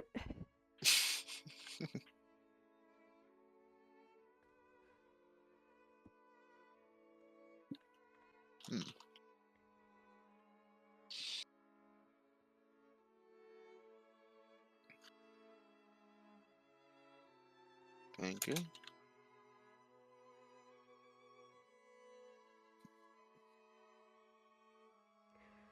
And Pray sorry. tell, where do you hail from? Oh, I am from here, Clancamrye. Ah.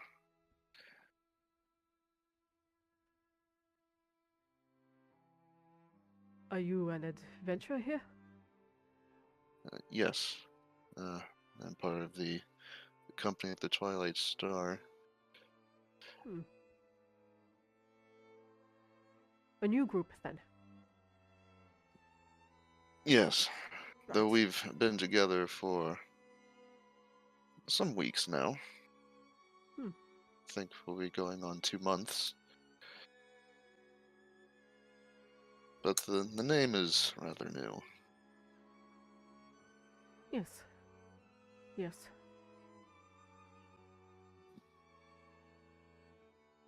Well, I wish you luck. Thank you. Though I know not your business, you are free to inquire of our services with the guild. I will certainly keep you in mind. I'll give a bow and depart. As you're walking by, you do hear Professor Laris and Lady Albus are currently speaking. I had Jerome sent off the proposal to the council this morning. Oh, may the gods be with us. All the evidence has been submitted, and yet I have this sinking feeling that we've just signed away our fate. Ach, there's no point in worrying about it now. It'll be a while before they die to summon us again.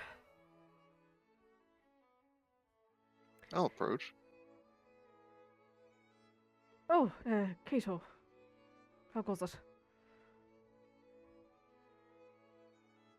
Swimmingly, thank you. I couldn't help but overhear Eavesdropping, about- are we? apologies, old habit.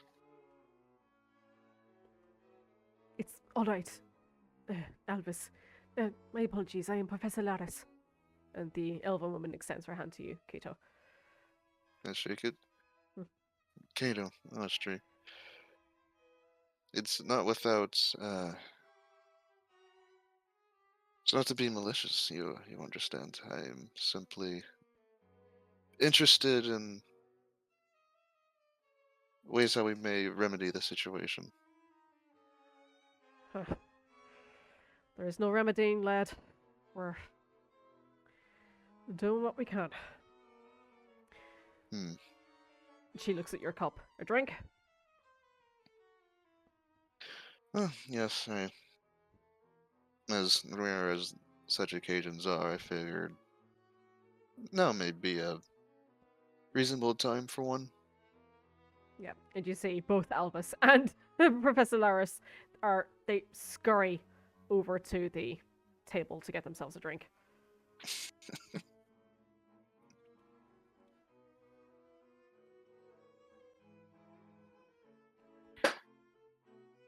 So your glasses are poured.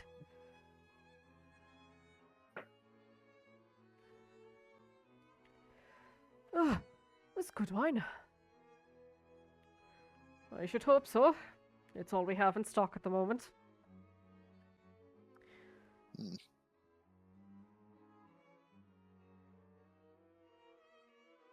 And Kato, you can see there's the halfling gentleman, but I think you might have just spotted earlier. It was Vayne, and then this is the dwarven gentleman that was with the grayscales. And this is an attendee.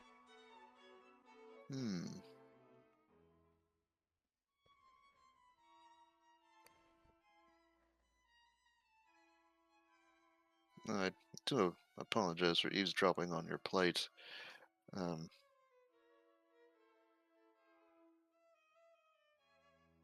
Just investigating new avenues of work. Well, at the academy, we're certainly always looking for alchemical components. If you speak to Mr. Wiles, he's in charge of setting up the tables, so to speak, of materials needed by the academy, and we take those materials and turn them into something new, something beneficial. You are with the new party, I'm assuming, today, yes? And she looks between you and Albus. Aye, they were are put forward for the tournament, and they did very well for themselves. Actually, they won it. Oh, congratulations! Thank you. Though it's not without a measure of luck, you see. Certainly, unfortunately, when you're dealing with beasts and the like, even with All the preparation it can go out the window if you don't have a plan in place.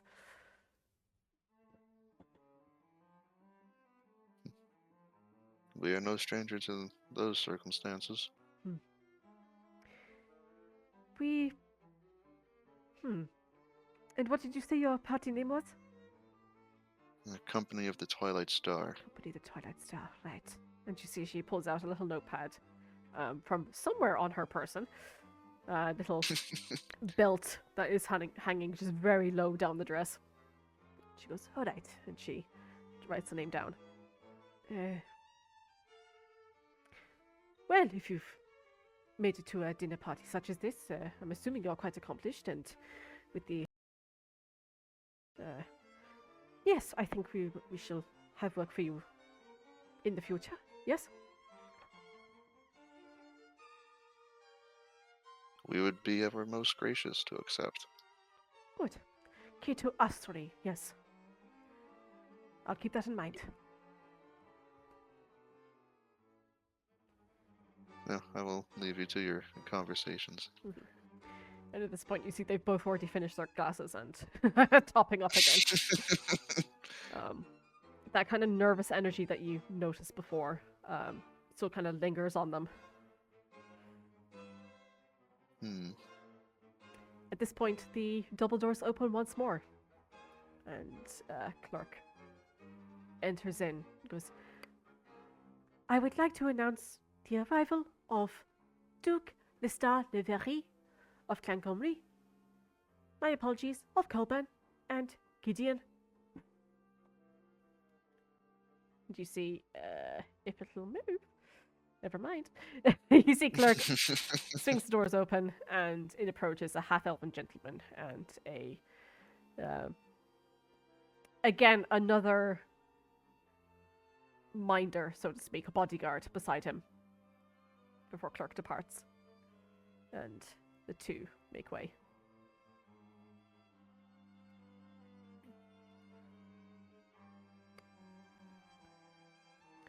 Okay. Vayne and Roshana, what are you up to?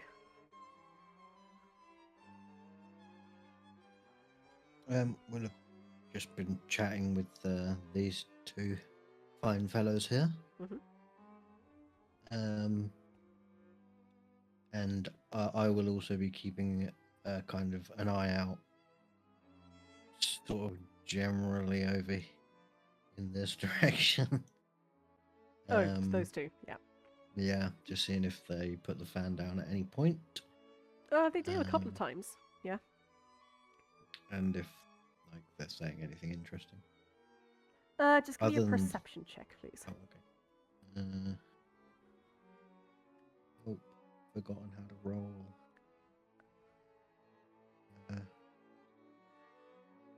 This always takes so long to load. Perception.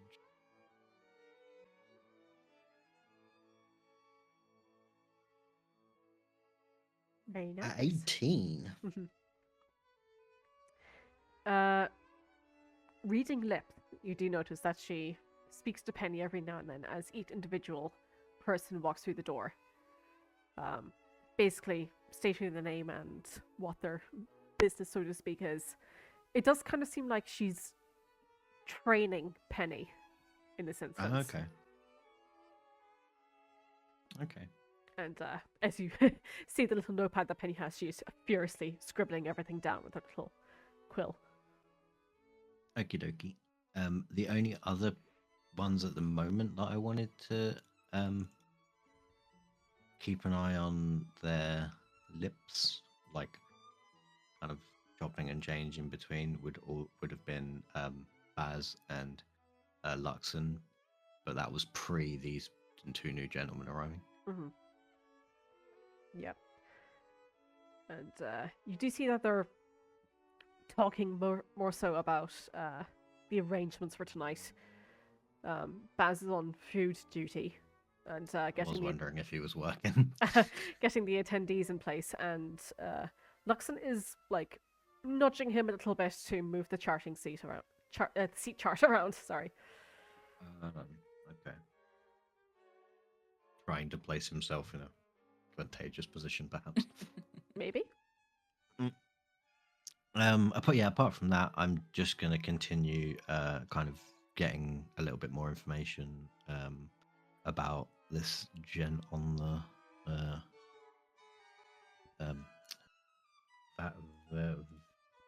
Vansid Wenier. Vansa Dwenia. I'll write it down for you. I was close. Okay.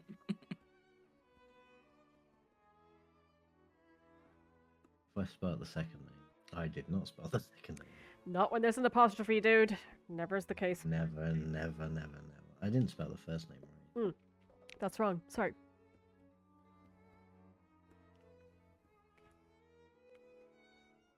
Okay. I still didn't spell it right.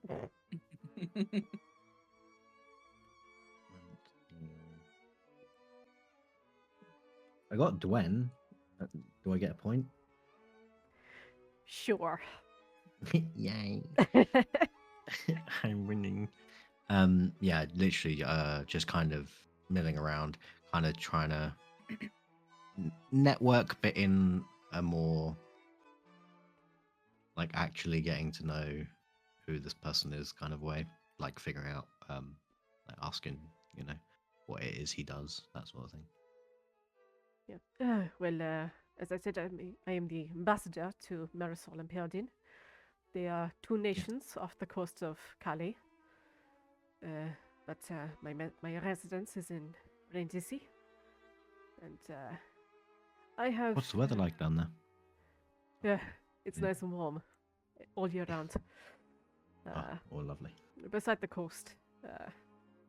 It's comfortable, but I also have a little business down there myself. I have hot springs that many people come to on top of my ambassador duties. That's very nice. That's lovely. I'm from I'm from Northern Cadmia, so used to the sort of warmer weather. Yes, I think Less so. overcast. And how about yourself, my lady? I am from here, actually. Oh, from Clancamrye. Lovely. Yeah. Well,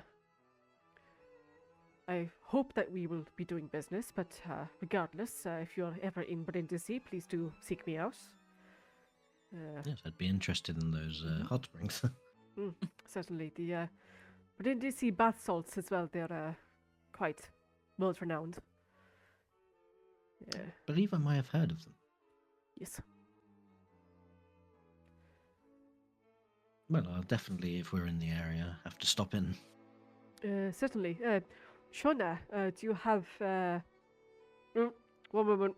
You see the woman beside you, kind of like just covering her mouth as she's chewing.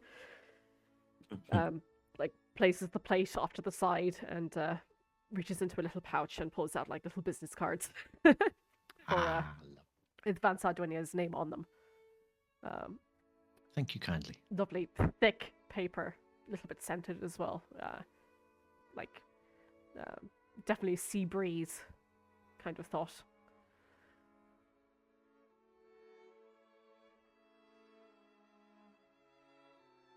And what are your skill sets in? Well, I like to play music. And obviously, generally adventure-y type things, which I'm still learning, but getting there. I tend to help sort of support my comrades, try and make their battles as easy as possible. Roshana? Well, you will see me on the field with a battle axe more likely than not.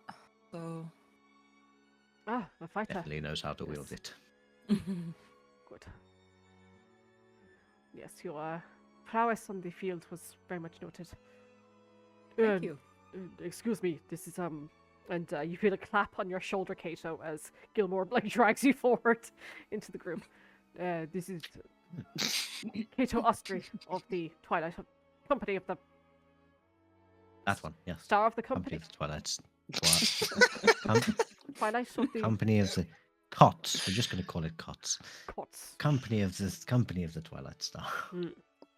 Or just Twilight Star. you know. Kato Astri. This is Vance Adwania. He is the ambassador to Perdin and Marisol. He might have a job for you. And Dwinier extends his hand towards you, Kato. I'll take it. The group or me specifically?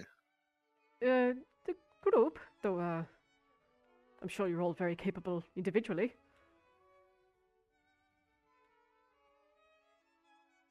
Yes. Yes, well, would we be interested? Vayne's shifty-eyed. Yes. I've never been unconscious, not even once. Oh, well, we'd be interested to hear your proposal.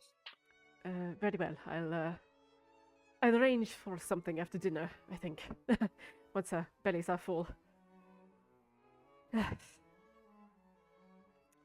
If you'll excuse me, I think I might need a little tipple or something to fill my belly, or line it at least before Yes. starting. A top up. Yes. And he's closely followed behind by Roshana. Roshana! By Roshana. Yes, me. by Shona. Blue, baby. As she kind of like, stuffing her mouth with a vol au vent, just like flicks her fingers up and oh, thanks, bye. she walks off. You give a wink. Mhm. What was the name? Because all I keep thinking is vol au vent, which is Please don't call her that. Shauna. Shauna.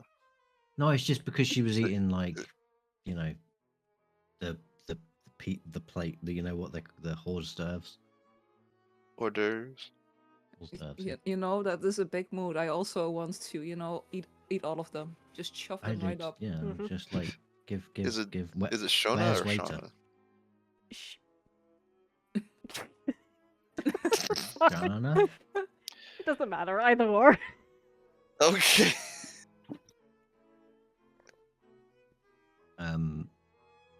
Well, thank you for introducing us, Gilmore. Oh, my pleasure. It's good to have you lot here. You've been working especially hard the past couple of weeks, and I'm very thankful to be able to extend this invitation to you. It's We are appreciated. very grateful. Yes. Yeah, keep up the good work. We will have a try. little something for you after this evening, if I remember. Might have to do it on the morrow. We'll see how the evening goes. But Well, whenever's good for you. yes, we'll definitely have something ready for you. I'm gonna get another glass of wine. Does anyone care for one? I think the one will do it for me. Yeah, please. I will have one as well. Yes. Okay, I'll be back in a moment. And the halfling gentleman stood there. He sees you come over and he goes, 3, 4? How many? 3, please. One for myself, one for Roshana, and one for Professor Gilmore. Very well. Professor Gilmore? Do I call him Professor Gilmore? Just Gilmore. He pours out the drink for you. Having this internal monologue where I'm just like, wait, should I just call him Gilmore? Is he teaching me something? I don't know. He's got glasses. Does that mean he's a professor? And then I'll grab the glasses and say thank you, and come back over. Mm-hmm. Ready. We'll jump over to Rook. What are you up to? So this guy was introduced as the Duke of Colburn, wasn't he? Yeah. He just walked right in front of me. He's kind of just walked past. He's currently speaking to Luxon. Oh boy. Sorry, the blonde guy or the dark-haired guy? The blonde guy. The dark-haired guy definitely seems to be more of a More- bodyguard type. Oh, I thought so. I just thought I will step by over here and then briefly try to catch like Luxon's eyes just to see if I can quickly read a like please don't walk up right now, Rook, please kind of expression, or if he's more amicable. Okay. Just give me a persuasion check, please. Persuasion. Mm-hmm. Mm-hmm.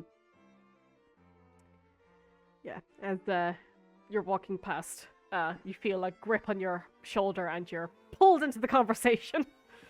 Oh no. By who? By Luxon.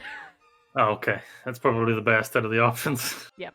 It's just the random bodyguards, just like, you come in, talk now. Look at this little guy. Look at him, he's wearing a little suit. Isn't he adorable? Ah, Mr. Where'd you get that? Mr. Laverde, Dance, monkey. might- Dance. might I introduce you to Rook? Hmm. You see the half-elven's eyes just shoot up. A hobgoblin. Yes. Nice to meet you. Nice to meet you as well. Did I hear correctly upon introductions? You're the Duke of Colburn? One of many, yes.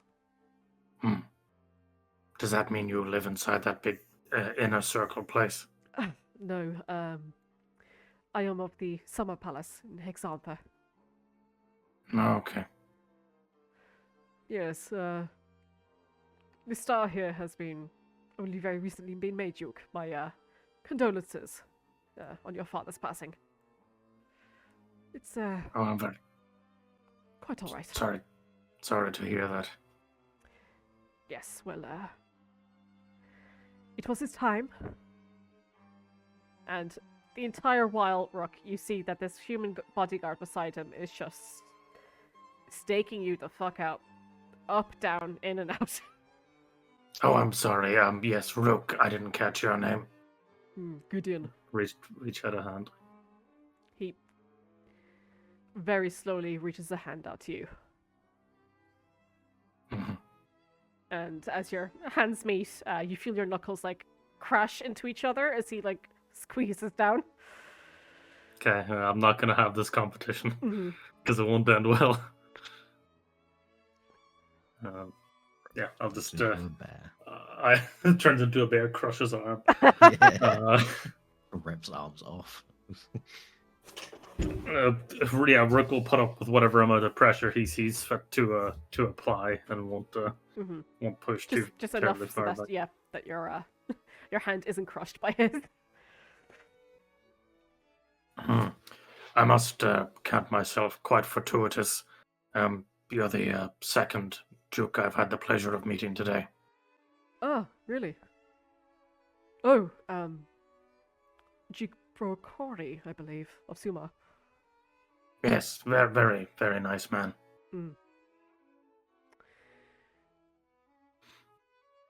Well, is there a reason for this introduction, Luxon?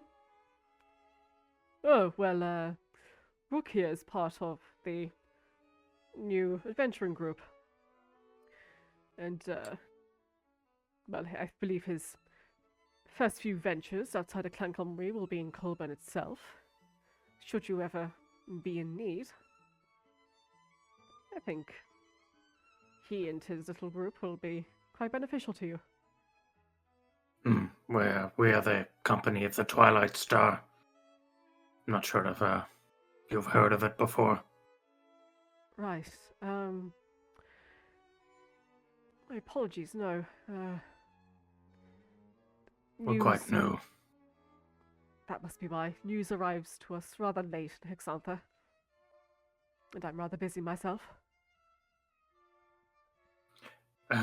Which side of Colburn does your jurisdiction lie? It's mostly around Hexantha itself, so it would be west of the Valahir Hills. Pulls out my new map. Okay.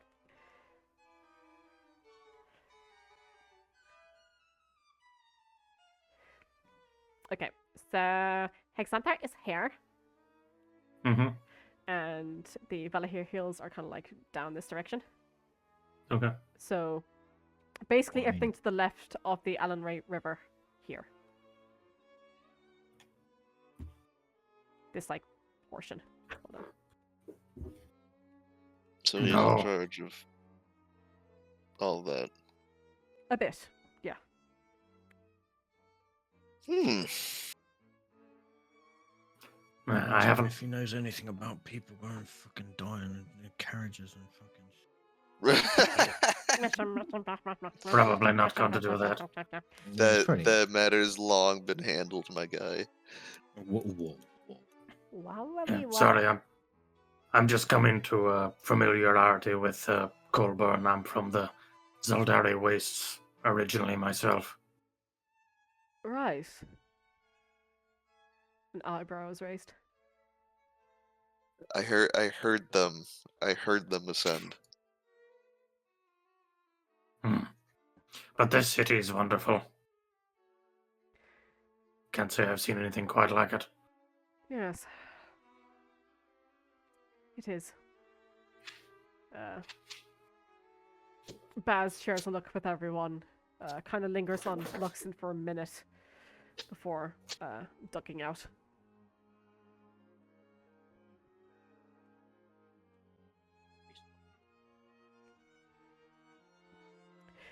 So, what is it that you do, Mr. Rook? Well, I myself am a druid. I'm a proficient healer. I sometimes blast lightning from the skies. I recently stared at a fire in the sky and learned how to fire fireballs. Turn into animals, speak with animals. That sort of thing. My friends also very, very competent fighters and casters. Roshana's a cleric, and Vayne is a bard. Right, and... So you work well with the land, then? Before coming here, I used to explore the ruins north of Cadmia. A lot of stuff out there. Buried. Right.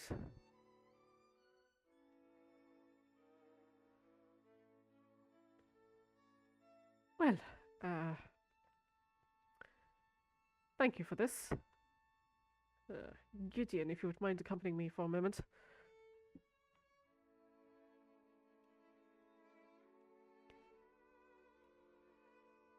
Looks back towards Luxon. Mm-hmm. I think that went well. Yes, certainly. I hope I wasn't interrupting. No, not at all. I thought it'd be good to introduce you to him.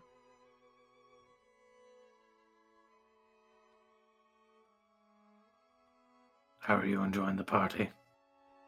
It's an opportunity.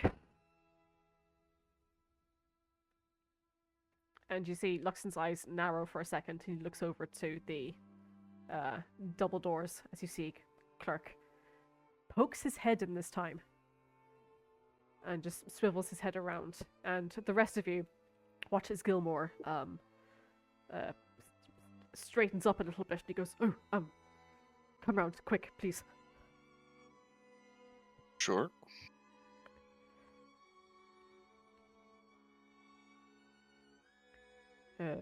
Be best to line up. You're about to meet someone very important. Oh, okay.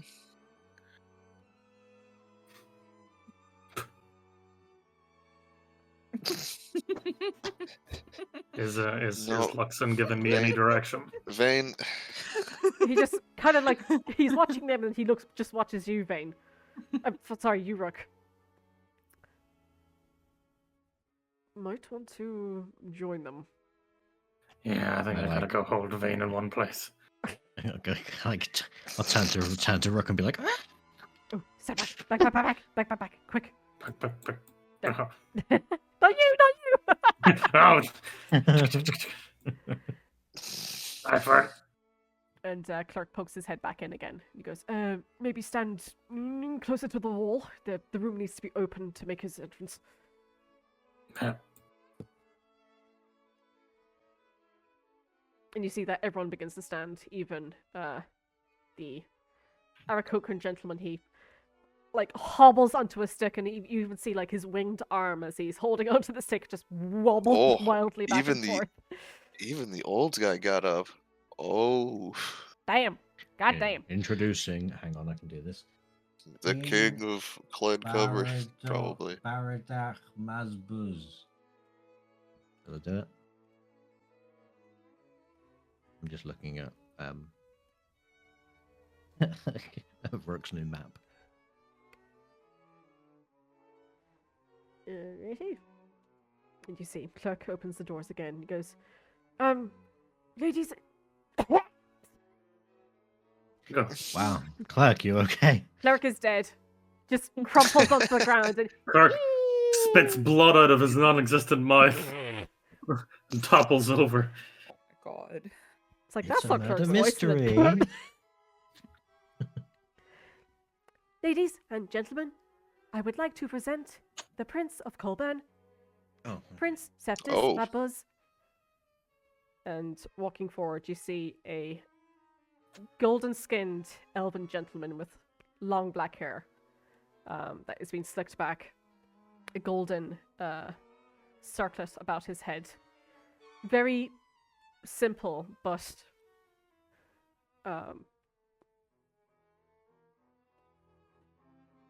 in that minimalistic sense, in that it is,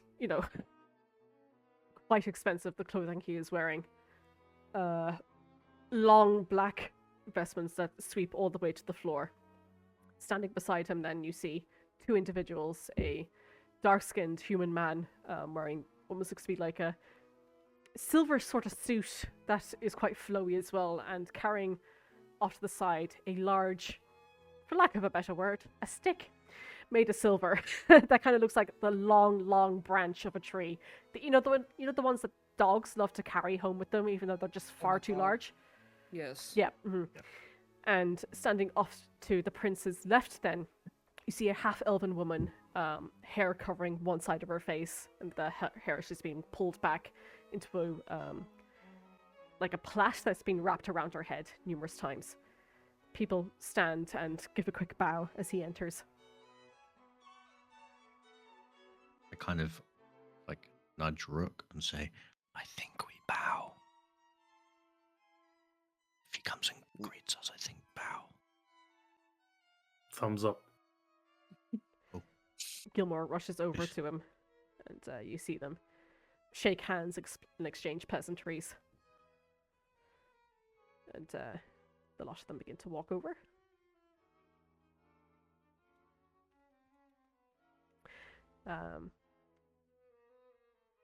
I was really listening to what his name was, but I still didn't get it. Sorry, I'll write it down for you. Septus. Prince Septus Oh, Septus. Yeah. Mabuz of Colburn.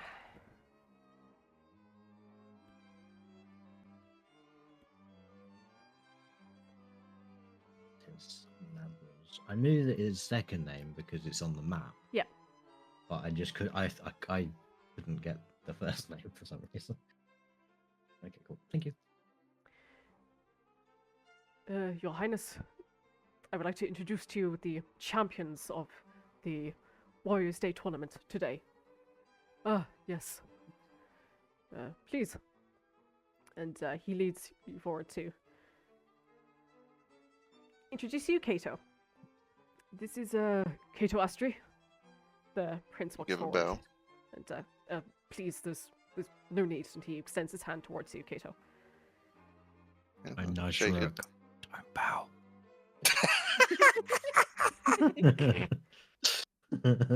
Yep, let's shake his hand. And this is Rook.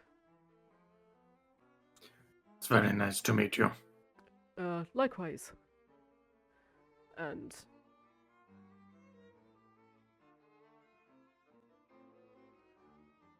Honored to meet you, sir. likewise, Vayne, your attention is on Cephas, but your eyes are drawn in the direction of the half-elven woman. No shit.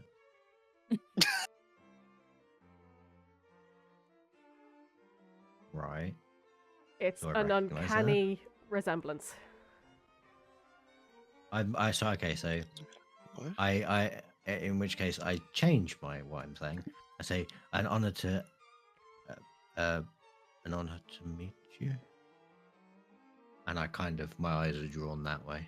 The half-elven woman doesn't look up. She seems to be similar to Roshana in this halter neck style dress, all black, and it just goes straight down to the floor. She seems to be writing something on a clipboard, doesn't look up. The one eye covered by her fringe. I kind of correct myself and say, "Oh, nice to meet you, sir." And I'll wait. Long. Vayne hears. Do you know her or something?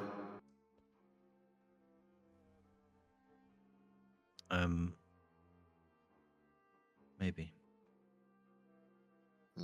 I thought Vayne was going to give the Porky Pig. And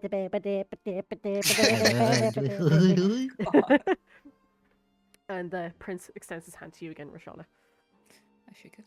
It's an honor to meet you, sir. Likewise, to all four of you, congratulations on your victory at the tournament today. I am pleased to know that Kolban is in good hands with you. Happy to assist and put on a good show. We do our best. Right. Well, thank you. And he catches his eyes glance over and he says, Duke Brocordy, good to see you again. And they usher into conversation, and the other two standing there like, oh, not for us. Oh, fuck. The two people that he has by his left and right hand side walk over. I'm tracking her movement. Gilmore picks up his glass and then walks over to the center of the dance floor and gives a little ding ding ding. Everyone, dinner will be ready shortly. Thank you all for waiting, and please enjoy all the food and drink that you desire until then. Are we allowed to move? Certainly.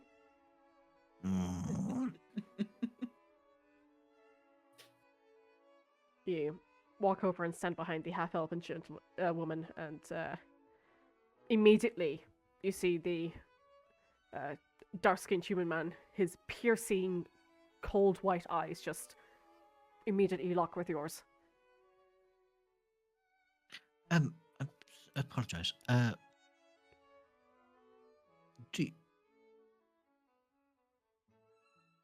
you... Can I help you, sir? Oh, sorry, I believe I know this half-elven lady.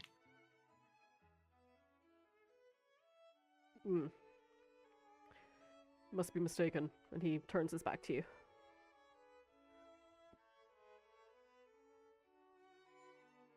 Do I overhear this? If you want to get closer, sure. Yeah, not uncomfortably close, but just in the vicinity.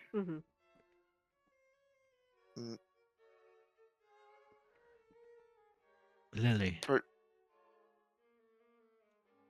May I insight that? Sure. When he's, because that seemed a little bit suspect. A little bit sus.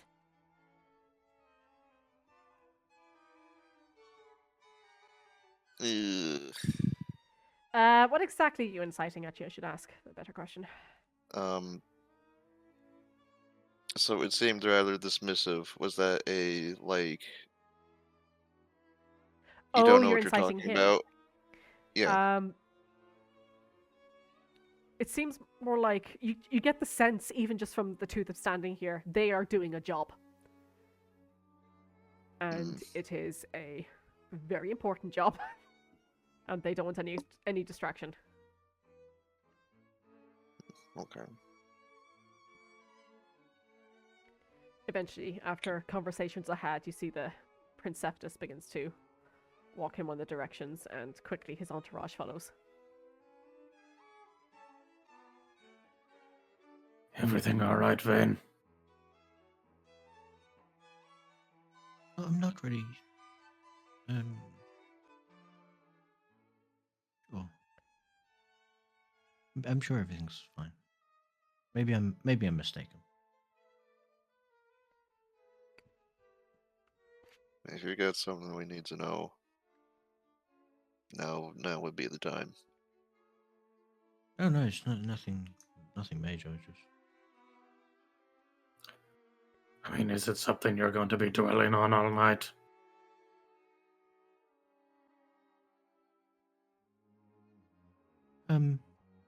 I'll try not to.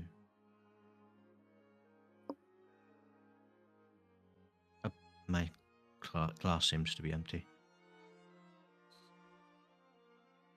Yeah, how many glasses is that? Oh, this will be third. Would another one really be a good idea? Only red wine. Only, he says. Wrong constitution.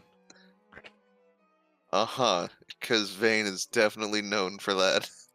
It was one time, okay? One time too many. I think I've seen more than one, my dude. Okay, it was a couple of times. Couple of times too many. In front of the prince is not a time to be inebriated. I'm not inebriated. I'm going to have a glass of wine, sip it until the meal, have a glass with the meal, and then not have any more. Okay.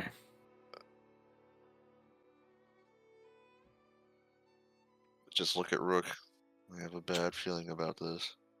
I'm sure Vayne knows how to be sensible. At this I point, give him a confused look. at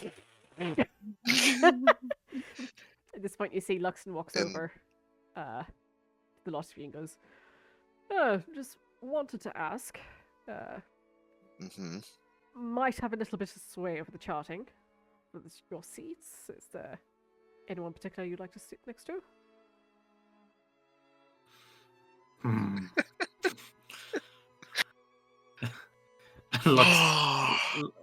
Looks over towards Vayne getting a drink. Lean in. Just say, is it possible to have Vayne not beside the prince and his bodyguards? I said a little bit of sway. You're not going to be near the prince at all. Oh, Okay. No, that's a good thing. then never mind. I Can you keep Zero trust. Can you keep Vayne away from Lady Albus? I think she's an enabler. She drinks more than he does, and she can handle it. But I'd be worried he'd get competitive. You know, I'll keep an eye out on Vayne. Certainly, we could do that. above game, I'm really tempted to sit next to the grayscales. Yeah, same. Same. I mean, You know- I'm not gonna Certainly lie. can. That was definitely on the cards. Yeah, let's Yeah. do that. Mm, Can I sit beside Johnny? If you want. Sure. hmm. I kind of want to sit next to this dude. Oh, Luxon, you might know this. Are Johnny and James related? Well, they're both dirt swift. I believe James is the older of the two. Hmm. But is it like brothers?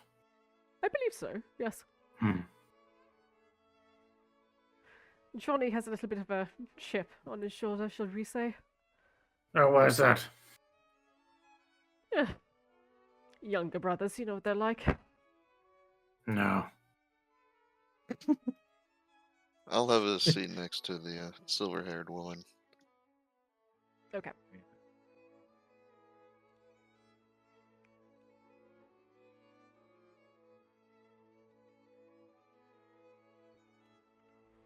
I come back over with a new glass of wine. Hello, Oh, Fern. before Love your hair. before he, just before Vayne returns, just leans into Luxon. Do you know anything about the history between Vayne and one of the prince's guards, namely the half-elven woman? Give me a persuasion check, please. Ooh. Can I keep an eye out to see if Luxon is going to be actively trying to cover up that he knows something? Sure, give me an insight check as well. And can I read their lips? Well, we're not looking at you, so Gotta be kidding me. Actually, don't worry about it. Don't worry, nothing's wrong. I'm not even sure he speaks with that. Kato, he looks at you, and he just has a wide grin on his face. I see. Love interest. Got it. Either that Whether or or you not just that's give Luxon some actually ammunition. correct, that's what he assumes. Immediately love interest. Did you say it out loud though? I mean, like a whisper, but not.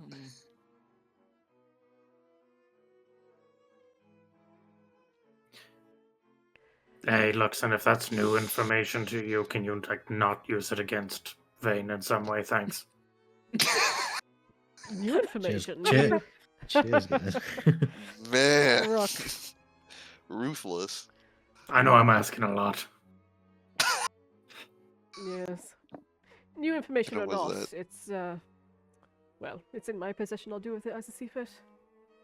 Okay. Speaking Well, I of, asked. Roshana, is there anywhere in particular you'd like to be seated? Just seat me next to Vayne. I'll keep an eye on him and Very well. his alcohol tendencies today. Why is everyone so worried about the alcohol? Don't worry. I'll drink too. It's not the alcohol. Hey, It's your drinking buddies. Oh it's your reaction to the alcohol. Very well, I'll be back in a moment.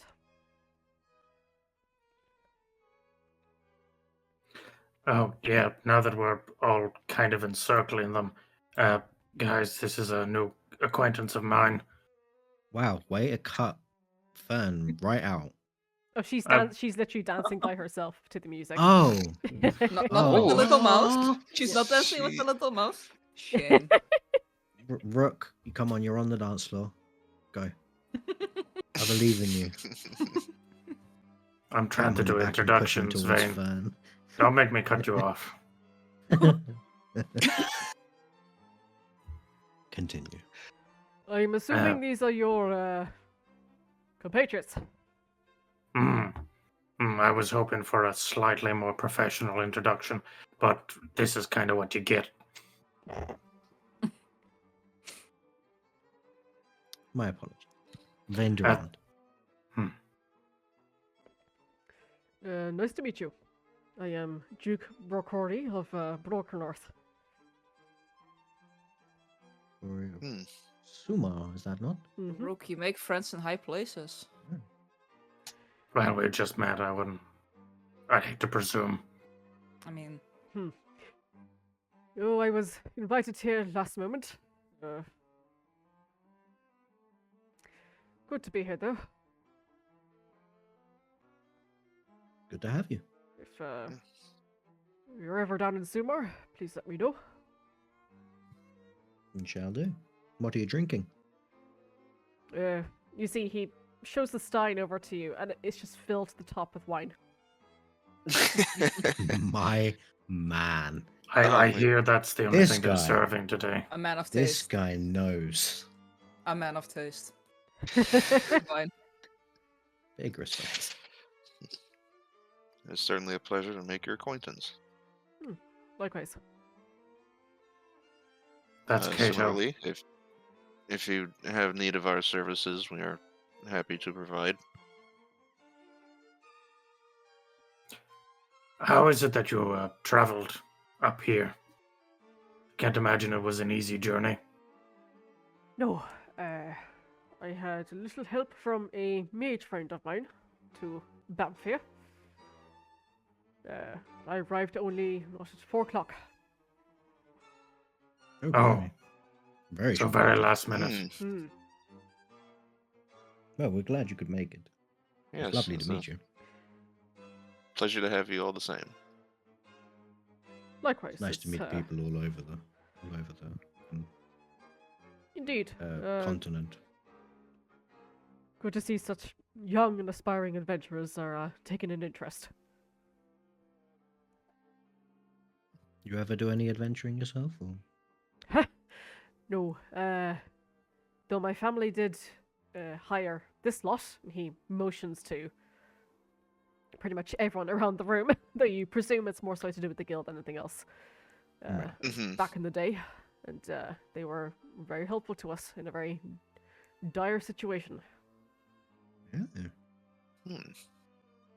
Well, perhaps you could regale us with such stories. If we have the time, certainly. Of course.